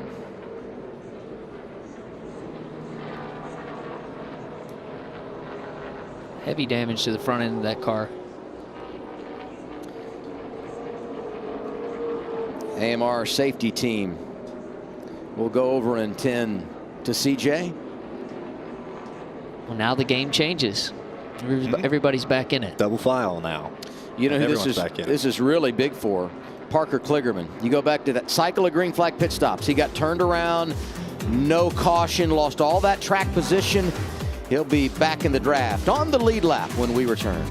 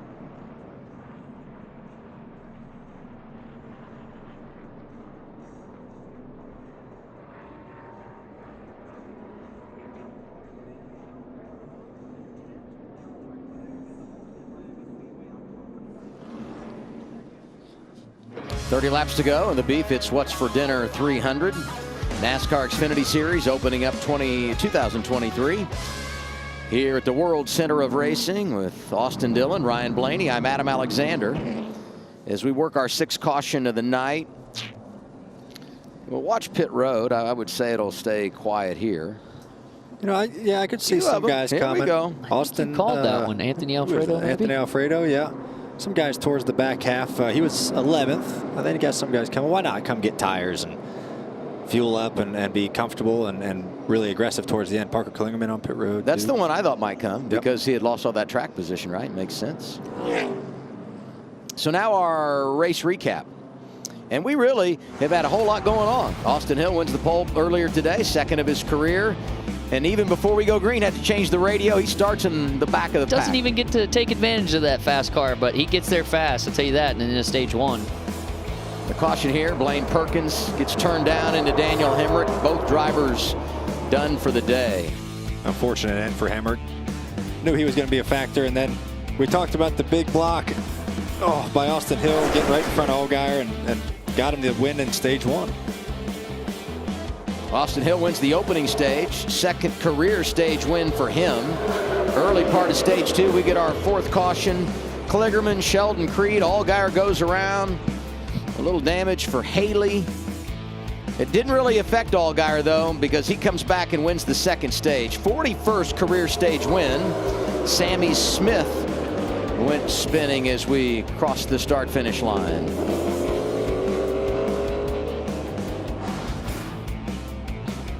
Josh Berry leads this thing. 25 lead changes among 12 different drivers. 28 cars still on the lead lap. And I said it, we're working our 6th caution of the afternoon. But you know, 6 cautions, a couple of those at stage ends. But that's not much when you consider how aggressive these guys have been. I've really been getting after it all day long. Yeah, relatively no big one yet. We haven't seen that. And you shouldn't have said that. Well, that's, it's part of it, man. It's the game here at these speedways.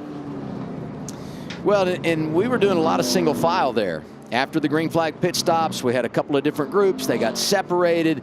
They were riding the wall. Now you get a caution. You're inside of 30 laps to go. The sense of urgency starts to rise. And we're going to do the choose here, which means when we return to the green flag, we're going to be side by side. This is going to be some kind of finish, I got to believe. Yeah, a couple Chevys up front. What are they going to do? Are they going to all choose one lane? Are they going to give up lane? Or are they going to try and block both lanes? Yeah, I mean, like you said, this changes up everything, right? We had a single file line. Even the second pack coming, got single file. It was probably going to be pretty calm until the last 10 laps. And now you got to make a decision, right? Who are you going to line up behind? The Chevys or the Fords going to get lined up and see what we can do. So we've had a great race so far and still have 28 laps to go. Who are you most confident in right now as we go down the stretch? Well, I got to go RCR here with the 21 car. I mean, he's been pretty dominant all race long, but there's some other guys that are going to show up in this thing that haven't been here all day. Yeah, I was going to say that to you, Ryan. Who have we not really talked about? And we've touched on a lot of drivers. But give me somebody maybe that's not been a focal point that could make a huge splash late.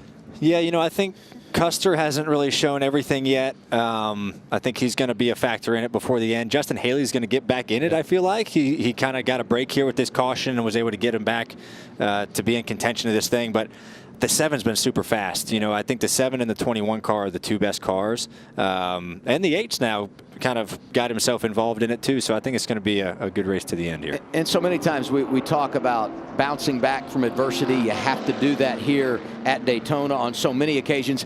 Virtually everybody's had some kind of an issue today, but keep an eye on the 48 of Parker Kligerman. Got turned around making that green flag pit stop. This caution gets him back, and we'll see if he can recover. Aerial coverage today provided by Goodyear, powering the race from green flag to the checkered flag and every mile in between. Goodyear, more driven. Here's Regan Smith. Adam, you guys just mentioned how the 8 car of Josh Berry has gotten themselves into position. A great pit entry by your driver. You guys are now in front, in control of this race. How mad were you about that caution? What can you do to get it back single filed out till the end? I'm not too worried about cautions. They're going to happen here at Daytona. But yeah, Josh yarded him on that green flag pit stop. All that credit goes to him. He's doing a hell of a job getting towards the front the whole race. That's what we needed. We worked the whole race backwards to get to that spot, and he executed his spot perfectly. So he'll get the rest done. I got faith in him. He's the best one out there. Thanks, Taylor. Now let's hear from the team car, Justin Allgaier radio. All right, buddy. About 27 laps to go here. Keep controlling your breathing. My turn. Copy that, my friend. We've done the choose, Coleman. What did you notice? I see right away the JRM Chevys in that outside lane together. They did. I don't know if it was orchestrated that way or if it come that way with luck, but they all 4 got together. That could be very huge, but we still see that 21 on the bottom lane on the inside. He's a fast enough car to keep this race 2x2. My question to you guys in the booth, Blaney, if you're Cole Custer, how quick are you thinking about trying to separate either this junior motorsport group or trying to get rid of this 21 and 7, knowing that they've probably been the dominant cars all race? I'm going to try to separate them right now under caution. And I don't know if I'm going to get docked for it or not, but You know, you got to break up that group. You know, I mean, you have 4 really fast JRM cars who are going to be committed to each other. And so you're going to know that has to be a factor. So you're going to have to get in between them somehow, disrupt it a little bit. The 98 and 00 are lined up now, teammates. So hopefully, you know, with the 21 leading that lane, they can help it out. But you got to break up the 4 JRM cars because they're going to be tough to beat. Yeah, the 21's in an interesting situation right there with the 2 Fords behind him. He could get a push out here and jump up in front of those Junior Motorsports cars and try and lead the Chevy line. Another guy, you know, sometimes it's not bad being the guy that didn't have to worry about anybody, right? Like John Hunter Nemechek. He can kind of use whoever he wants in this situation. So later in the race, I mean, he's not really loyal to anyone. That's worrisome to me. You know, that the 21 gets clear, you jump up in front of all 4 JRM cars, you get in a line, and now they could leave you at any point. And you have 0 guy. Whenever they want to turn left, you know all the teammates are going to go with them. So Austin is in a really tough spot. Restart, 26 to go. Barry outside of last year's winner, Austin Hill.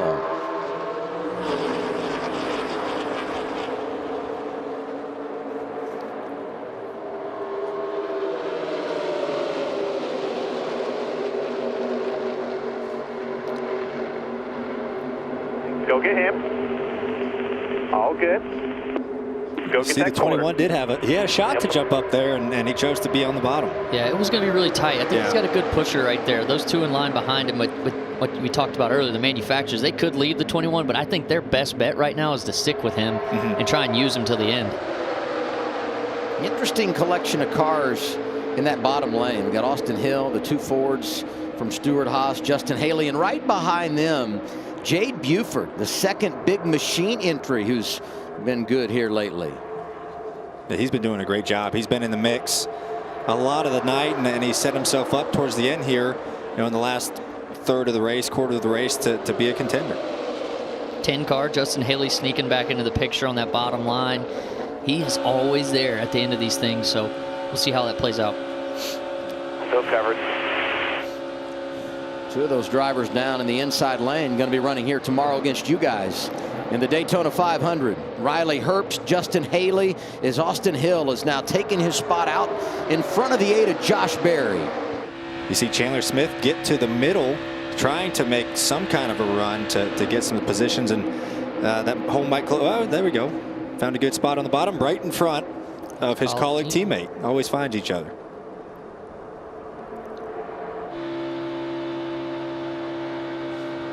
Double 016, come here. Top is covered. Coleman? Yeah, this thing's getting strung out to the top really quick. It's going to be interesting if the Junior Motorsports cars want to make a quick move right now to try to shuffle this 21 out. I see right here coming off of turn 2, all 4 of them are clear. It's going to be interesting to see if Josh Berry builds that gap and takes a run to try to shuffle this 21 out now. You know, and that's a strategy at these Speedway races. You know who's fast. You race with them all night, and you know who's quick, and you honestly do everything you can to shuck that person out and make them lose track position. So that's a good point that Coleman brought up, you know, of trying to get rid of almost one of the dominant cars tonight and put him in a bad spot to where he really has to work his way back forward.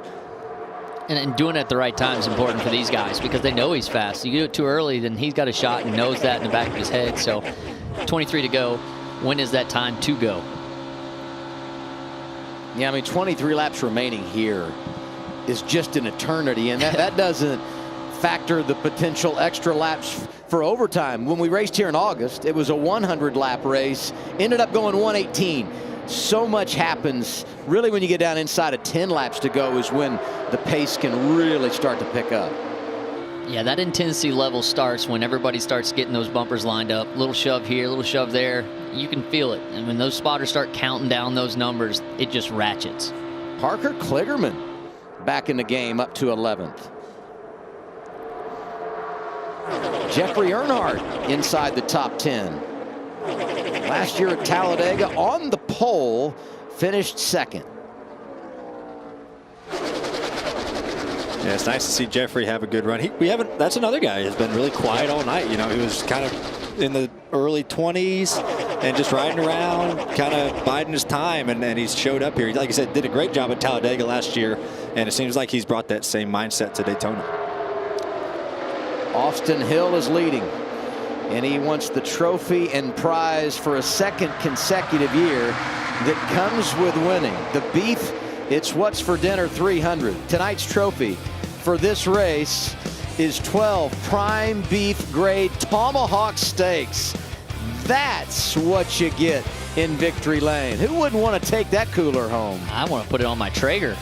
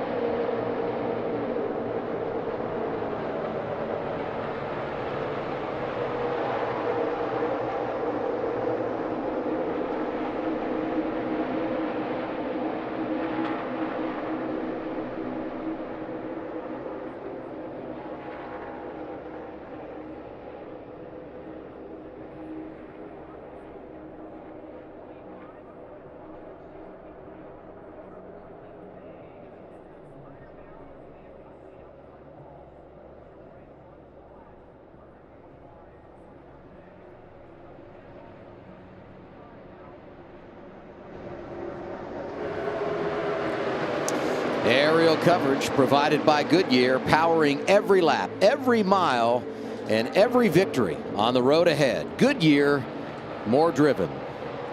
18 laps remaining. First race of the year for the NASCAR Xfinity Series. And it's single lane all around the top right now. But that's going to be changing real soon. And the fourth car in line here, the one of Sam Mayer. Really want to make our move down the back into 3 and still have momentum off of 4. All those races that I won here with Justin, it was, Justin made the right move of building a run late, right? We didn't lead till right at the end. One of them was, we were third right about here and then ended up winning because he backed up and got the push to the top. You heard the radio there, Coleman. I said it's going to change soon. When do you hit the go button? That's the million-dollar question. This is a chess game. We might just be running in a straight line against the wall, but this is where spotters are truly trying to recognize these patterns. One pattern that's standing out to me right now, I want you to watch John Hunter Nemechek. Every lap coming into the tri-oval, every lap in turns 1 and 2. He's building his gaps to see how big of a run he carries into turn 1 and how much he carries into turn 3.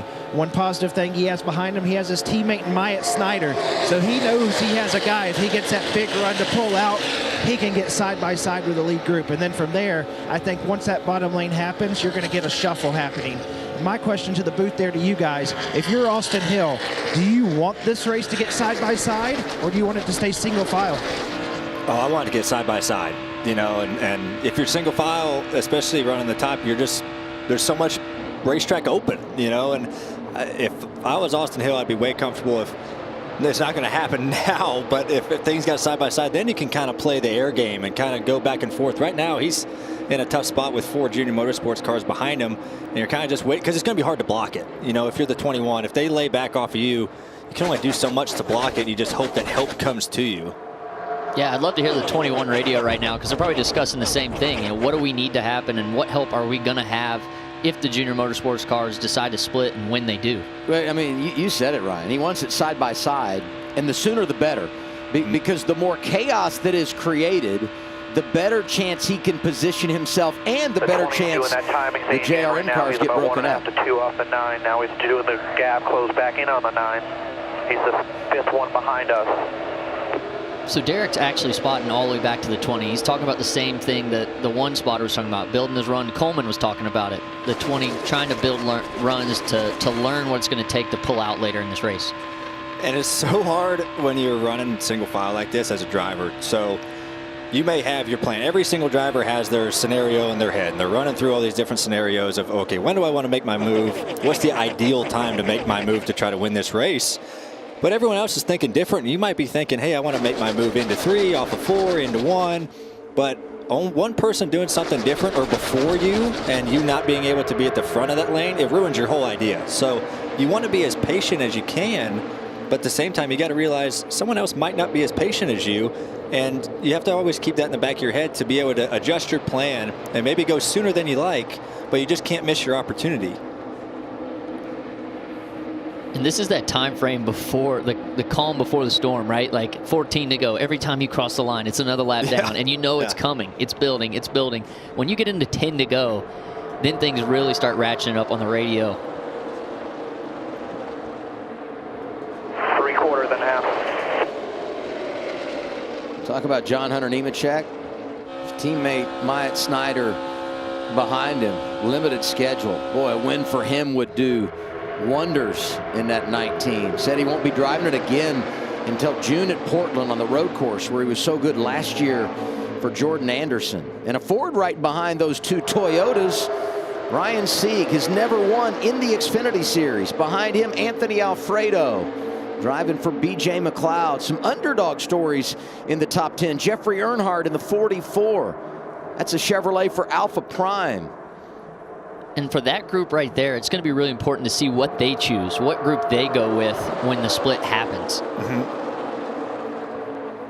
That's for sure. And everyone right now, you know, you see a couple guys jumping out. Like Klingerman, he's trying to island hop. You know, he's trying to. That ain't going to work. Well, he made it work. I might have cut the tire down on the 44. There goes Earnhardt sliding back. Yep. That was aggressive. That's unfortunate right there. You know, we talked about island hopping. Coleman talked about it up there. And, you know, you kind of build your gap, lay back, get a run, side draft, slow the car in front of you down, and then clear yourself. And that's kind of how you get one at a time. And Parker just wasn't clear. And unfortunately, Jeffrey was tire cut. running 10th right there, doing a good job. And it's 2 cars that Parker's taken today. How about it, Coleman? Yeah, so what we've seen right there, we know that Parker Klingerman wants to get to the front. The further back you are in this field, the quicker you have to make that move. So that's something now that you've got to register to, you know, John Hunter, Myatt Snyder, even Brandon Jones being the back junior motorsports car. We got a guy that's ready to be aggressive, and the closer he gets to that 20, closer he gets to the 19, the faster that bottom lane's going to start to come.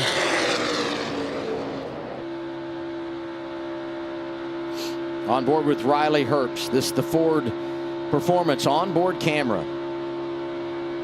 So excited in the garage because he finally has a teammate. He and Cole Custer are going to try and work a little magic late, but Custer all the way back in 18th right now. Here's 20 team audio. I think they're going to wait till the last lap to mix it up. Yeah, if they can keep dictating it like this, I mean, the 21's a sitting duck. They got their 4 right lined up, so they sure won't go any sooner than that.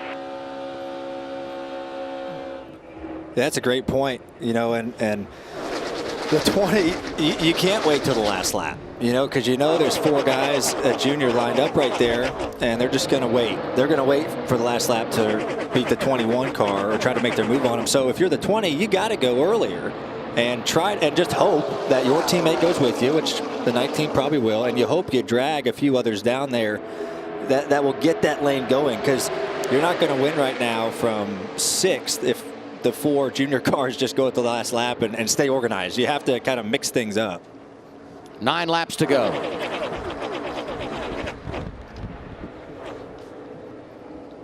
But if you take that chance and it doesn't work, you're going all the way back to the end of the line. So it's hard to convince yourself from he's sitting in 6th, and then you could fall all the way back to 21st if your move doesn't work out. So that's really hard to make a decision on. It's an interesting group at the front, for real. I mean, you got the Junior Motorsports cars behind one RCR car. You got 2 Gibbs cars, and then it's hodgepodge back there. And the run's going to be from 5th or 6th after those 4 Junior Motorsports cars make their move.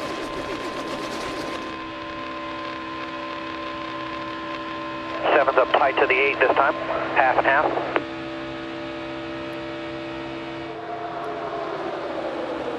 Eight laps to go. I can't wait to see how it plays out. And this is excruciating if you're Austin Hill. I mean, you're just waiting. You know, you're logging laps, waiting around. You know, and you're trying to watch. You know, you're trying to understand what's going on behind you. But there's not a lot going on behind you that you can dictate or see right now. Yeah, there's guys playing with runs, but Austin Hill can't play with runs. You know, he's leading. He might be. You know, he's obviously looking in the mirror the whole time, just seeing if anything's happening, if someone's going to surprise him. But I'll be curious to hear for a little bit if he's lifting a little bit and trying to keep the pack just like 3/4 half. You know, the pack tighter to where no one lays back and gets a big run. I'm sure at the end, if he's the 8 start laying off, he's going to start lifting and checking up to try to keep him in that half car length bubble to where he can't get as big of a run as he would if he laid back 2 car lengths. Right, and if they pull out and make the move, I mean, you talked about it earlier, protecting that right rear quarter panel. I think you got to let them take the bottom if they do it, and then try and hope that the next guy that comes in and fills the gap gives you a huge show. Yeah. 23 lead changes today. That's what we've had so far, the most in the last 12 races here. Allgaier led the most laps, 35 out front for him, 28 for Austin Hill. And he's leading it with 7 remaining.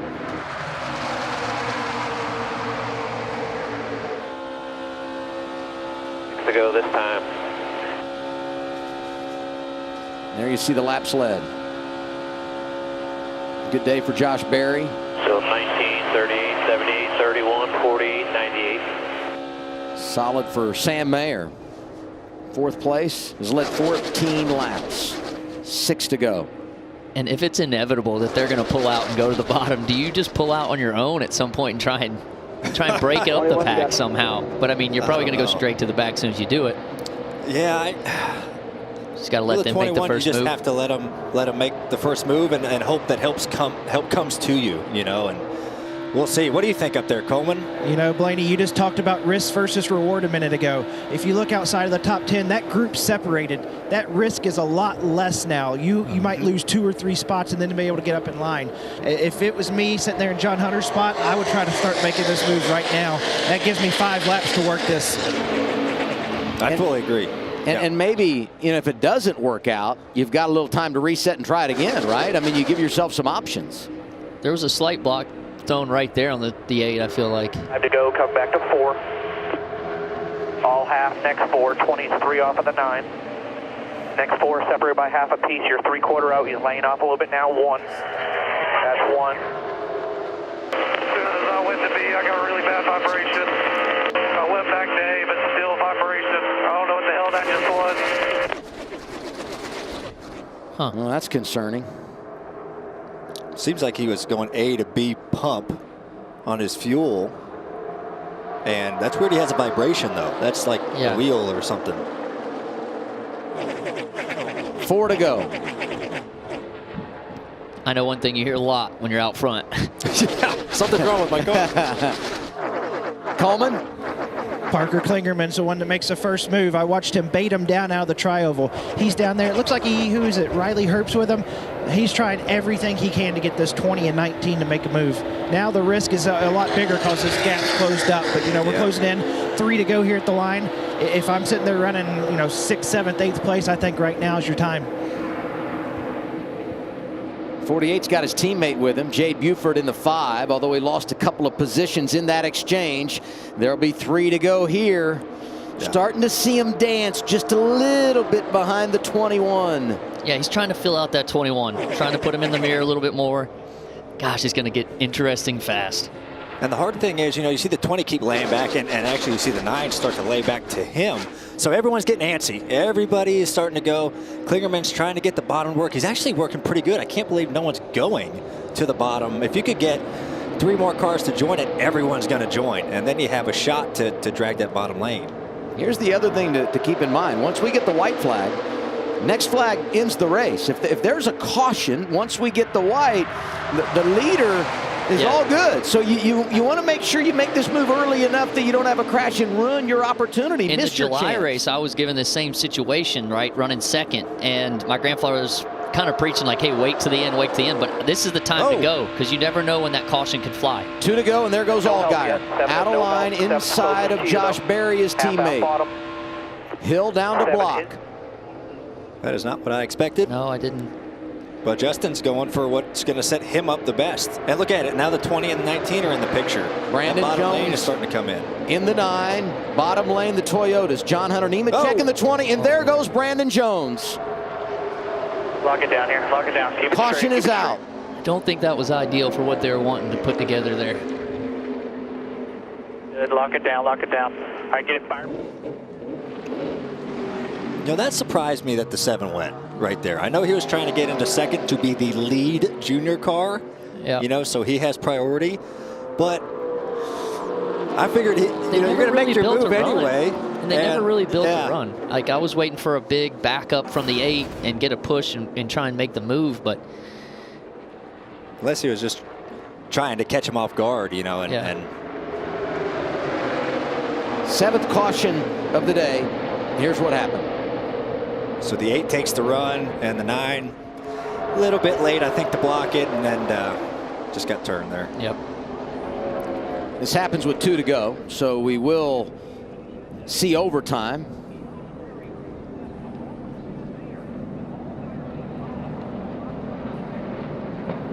Now things get really interesting. Green, white checkers. Now you got the 8 right mad at the 7. So the 8's not going to help the 7 because he bailed on him. The 9's out of the picture now. You know, so there's one Junior Motorsports car out of the picture that's in the back of the pack. This was going to get very crazy. 21 and 7 are back at the front. That's one thing that's been consistent all night is Austin Hill, Justin Allgaier controlling this race. And the help's going to get big, too, because Junior Motorsports could line up together here. The other thought, and I know we've had some caution laps since they last pitted, and we'll get some more caution laps here, but we're going to extend the race. So you got to think a little bit about fuel mileage, especially if we were to get multiple overtimes here. All right, so the stage is set, and Austin Hill has had such a good day, right? He goes out, wins the pole earlier, has the problems with the radio, comes down pit road before the green flag, has to drop to the rear, drives all the way through, wins the opening stage, has been a player throughout. He's in control right now, but everybody behind him is hungry, and we're starting to see, we were seeing it right there, just how greedy these drivers are going to get. I'm shaking up here for him, man. I'm like getting tense watching the 21 car, and man, this has been a fun race, and now it's really going to get interesting. The choose, you talked about it earlier, this is going to be the biggest choose for these guys of the year right here. What's communication like on the radio, given the choose rule being in place here? You know, that's a tough one. You know, I mean, you're probably getting told that, you know, trying to find your teammates is important, but at the same time, you want to do what's best for you. You know, and I think between the 7 and the 8, the gloves are kind of off, right? I think they're going to choose whatever they think is the best route to win the race. So we'll see how it plays out. It's going to be great. I can't wait for it. Coleman, what do you think? I think he agrees. Yeah, I think he agrees. Good call, Coleman. No one knows. Yeah, the Junior Motorsports cars also can control the bottom line. They could get the 7 car out front with a push from the 8 or the 1, and the 8 could just say, I'm not going to give you a big push 21 here, and then get in line. Yeah. It's going to be it's tough. It's going to be tough, that's for sure. But, you know, you got Anthony Alfredo running 5th. Let's go, Anthony. So he's done a great job of getting back up there in that 78 car. Parker Retzloff. Yeah, Parker Retzloff. In the Funkaway, number 31 there. Jordan Anderson Racing. So Joe Graff Jr. in the top 10. So Coleman, I know you make deals up there on the roof all the time with all the different spotters. What is the deal making going on right now, you think? Hey, I missed that last throw from you guys just because I had my dealer's hat on. You were making a deal. I'm up here thinking right now, if those first 3 cars, I look at them as being single cars right now. Obviously, the 21 doesn't have a teammate. The 7 just hung the 8 out. If I'm the 7 and the 8, I'm going up to the 1 spotter, and I'm trying to be his best friend right now. That's my teammate. It's a teammate to each. Who's he going to choose on this choose? It's interesting, you know, we see a couple guys on the flat. The 8 might be out of gas. I wondered that. Yep. Wow. And does he have anything to flip? you know, we saw. If it'll stub, we'll bring it back around. We saw him beat the 7 on the pit road, but he was way out. He was way out. So they must have took less fuel. So this makes sense. But yeah, even I'd be nervous if I was the other guys too, because it's going to take a while for the 8 to get pushed back around. And the guys who came in and topped off. You know who one of those is? The Parker 78, Glickman. Alfredo. And Alfredo, yeah. Hey, here's the other thing. You know, after that cycle of stops, he was leading, right? Led a bunch of laps. Now the 21 has led a bunch of laps. Using more fuel there, right? Yep, burn more gas. For sure. Wow. We talked about the move, making the move on the white flag or the one before. It didn't pay off. Well, it kind of did. It gave Justin the position that he needed. Because if you get to that white flag and the wreck happens, it's game over. So he made it at the right time. But hey, he runs out of fuel, and we haven't even received the 1 to go. Yeah. Where's everybody else? Because we get the 1 to go, 1 more caution lap, and then we got 2 laps of racing. So, yeah, I mean it's 46 laps since these guys last were on pit road. I mean, it's going to be. Here's the new deal makers, the 78. Somebody's going to be talking to him. We just got word. The 7 of Justin Allgaier had a 1 second longer stop than the 8 of Josh Berry. I mean, a second of fuel in this situation is enormous. I mean, I'm no engineer. I don't know the math on that. But I'm not either. Is it 5, 6, 7 more laps? I don't know. Yeah.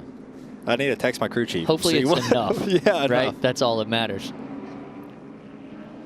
Josh Berry getting the push, but unfortunately, he's not going to be the driver that gets Junior Motorsports their 8th win at Daytona. The Bass Pro Shop Chevy was fast tonight, too. I mean, those guys did a good job. He did a good job getting on pit road. Just here it is, the choose. Gas.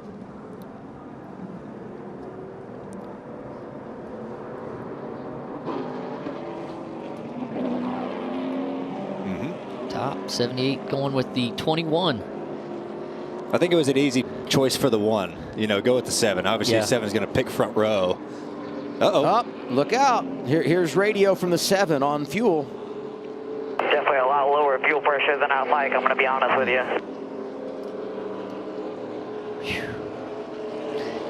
It's not a fun situation coming to the line with the whole field behind you. No. You know, and Austin Hill stopped on the same exact lap that Allgaier did. Same with Sam Mayer. And he led that whole last run right there. So. Austin Hill could be nervous too. Hey, Nemechek and Snyder, the Toyotas, and some of those Fords that are back there, they came, remember, on the next lap, that second lap in the cycle of green flag pit stops. Just got to pay attention to the mirror just like you always do. 78 says he's fully committed until the last corner.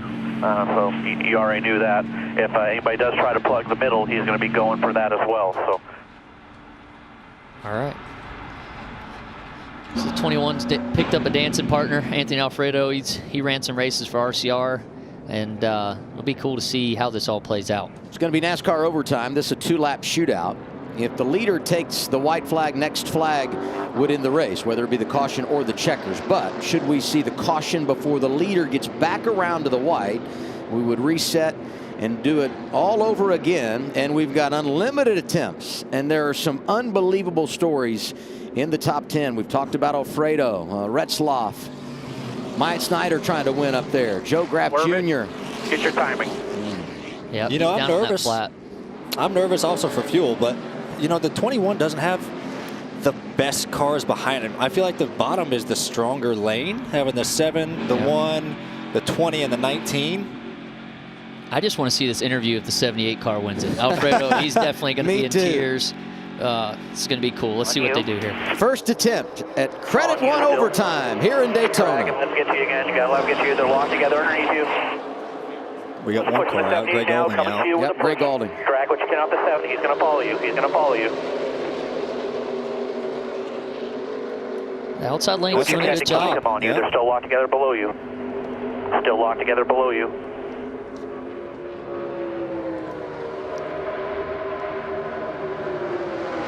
drag a little. They're separated by 1. You guys both have no help by 1. Still inside even. Your help's 2 off. His help's 1 off. Still inside bumper. That's going to really bring the bottom lane hard. Back to you here, half.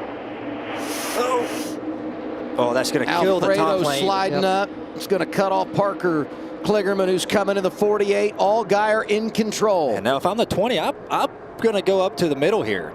I mean, you're going to... Or you have to go help Hill. White flag.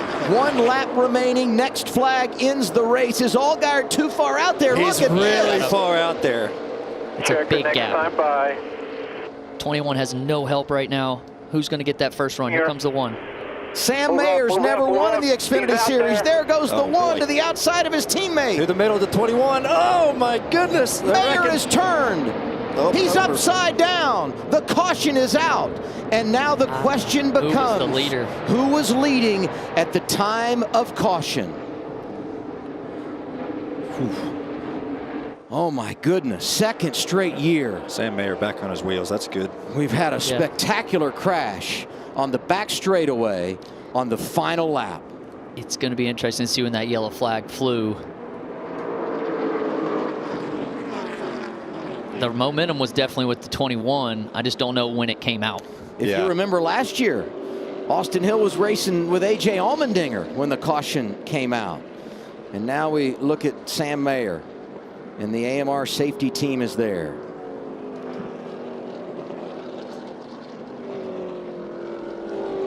.48 took a lot of damage in that last melee on the backstretch. So, is it going to go? Is it timing lines or is it time of caution? Final lap. Final lap. Who's leading at the time of caution? Okay. And obviously, we got the lights all around the speedway. We know we've got the flagmen, but they will timestamp this and go to exactly when they hit the button that created the caution. So they'll analyze this from every angle. If TV is tied to the button, to me, the 21 had a pretty good run on the backstretch, but we'll see. Are you biased at all? Yeah, I mean, I was watching. It looked like he just got a nose, but we'll see. The 1 had to take the run. I mean, I don't know what else you do. He could have got back down right here. Yeah. A little bit of a late block and just kind of got swiped. See, I haven't seen at this point. Oh, I didn't see the 20 down there, but he's below the yellow line. He's below the yellow line. So I didn't even see the 20. It looks like right here, the 7 is there. See, that's the 21. I was thinking, I wasn't even looking down here though. But I can't see the lights. There, the light was on there, but I'd say it's the 21 if the yellow line rule is in effect. Yeah. You can't advance your position underneath the yellow line. Yeah, I mean, they're going to have to look at, did he get forced below there? You know, did he just turn left? That's going to be good luck to the tower on this one. Well, they've stopped the cars here just shy of the start-finish line. Austin Hill trying to win at Daytona for a second consecutive season to open the year in dramatic fashion. He's got his left sides right now below. Goodness. Well, I will say that's this. Close. If Allgaier loses it... I think 21's in front. If Allgaier loses it that way, right? I mean, think about the way he's lost races at Daytona. And we got word that NASCAR is still evaluating the video. Yeah, I'm glad I'm not in that situation right now. How about we let everybody get a half a gallon of gas and we do it again?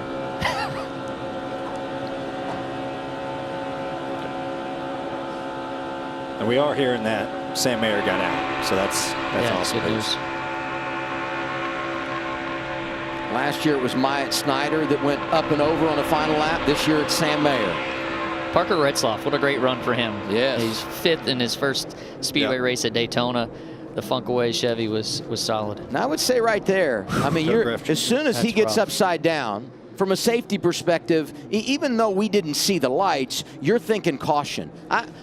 I think Allgaier's got a chance here. And who knows how quick they were to rule it and hit the button. What is it, the lights? It's not the lights. Oh, okay. It is when they hit the button. So the lights are a nice gauge. Yeah. But the reality is the caution could have come out before that for sure. Yeah, it's going to be interesting what they say about the 7 and the 20. You know, it's kind of like they moved down together. That's going to be interesting. There's a lot of stuff going on there. And I guess I'm saying 7 because I'm taking the 20 out of the equation just because he was below the double yellow line. But as you said, maybe NASCAR says he got forced. He's forced down there, and we're not going to I'm sure he's saying enforce the rules. Oh, he obviously said he got forced down there. He's team forced. It's a crazy finish. Luckily, that one didn't flip like Myatt Snyder did last year and catch the fence. Unfortunately, he flipped, but I'm happy he didn't catch anything. How many times, though, do you see the grass grab one of these vehicles and send it out of control? Here, the grass actually caught him and flipped him back onto all 4 tires. You know, the other thing we're so fortunate of, he's at the front of the pack, gets upside down. The pack's coming through, and no one cleans him out. That's where it gets, you know, so scary in those situations. Good heads up driving by everybody. Yeah. Sparks flying everywhere right here. Yeah, watch when he gets to the grass, and then right in here, it's going to catch it and send him back over. The booth is still reviewing the finish. You got all 3 guys waiting. Window net down on the 7. they're waiting. I think they should all get out right now. Run to the line, and that's the winner. Just Talladega Nights. Who can run to the line the fastest? That's a long run where they're sitting to the line. That would be worn out. Speaking of which, this does remind me a little bit of what we experienced. Let's listen into Justin Allgaier here. Whatever it is, that was fun, bud. Yeah, great job, man. Great job all day today, Eddie. Pit crew, thank you, boys. Great job tonight. It just, man, we had a heck of a car. Yeah, they did. I mean, what can you say? They did a great job and kept themselves out front in a position to win and still have a shot. They might be the winner. This reminds me a little bit Talladega 2016 when Brennan Poole comes back and he actually takes the checkered flag.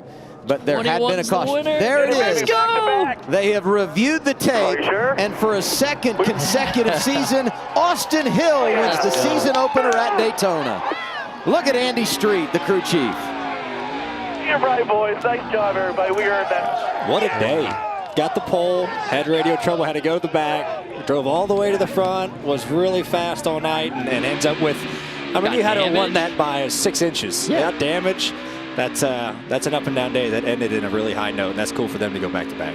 Oh yeah, he's making sure it's going to be tough on those groundskeepers tonight for that Daytona 500 tomorrow. 3rd career win for Austin Hill, and they've all come of the draft. Last summer at Atlanta, 1 year ago right here at Daytona, and tonight he makes it back-to-back in the season opener. What a finish, what a race. What a superstar at Daytona Austin Hill is becoming. What a story. He didn't get to qualify for the Daytona 500. How cool is this for Bennett Trucking? And they supported him to try and make the Daytona 500. He missed it because he got in that wreck, and now he comes out there and gives him a huge race win in the Xfinity Series. And how much does it say about him? It would be easy to lose your psyche. Yeah. He did. I mean, he was great yesterday in practice. Obviously good in qualifying today, winning the pole. Tons of adversity, but he puts it all behind him. And once again, Austin Hill will hoist the trophy at Daytona International Speedway.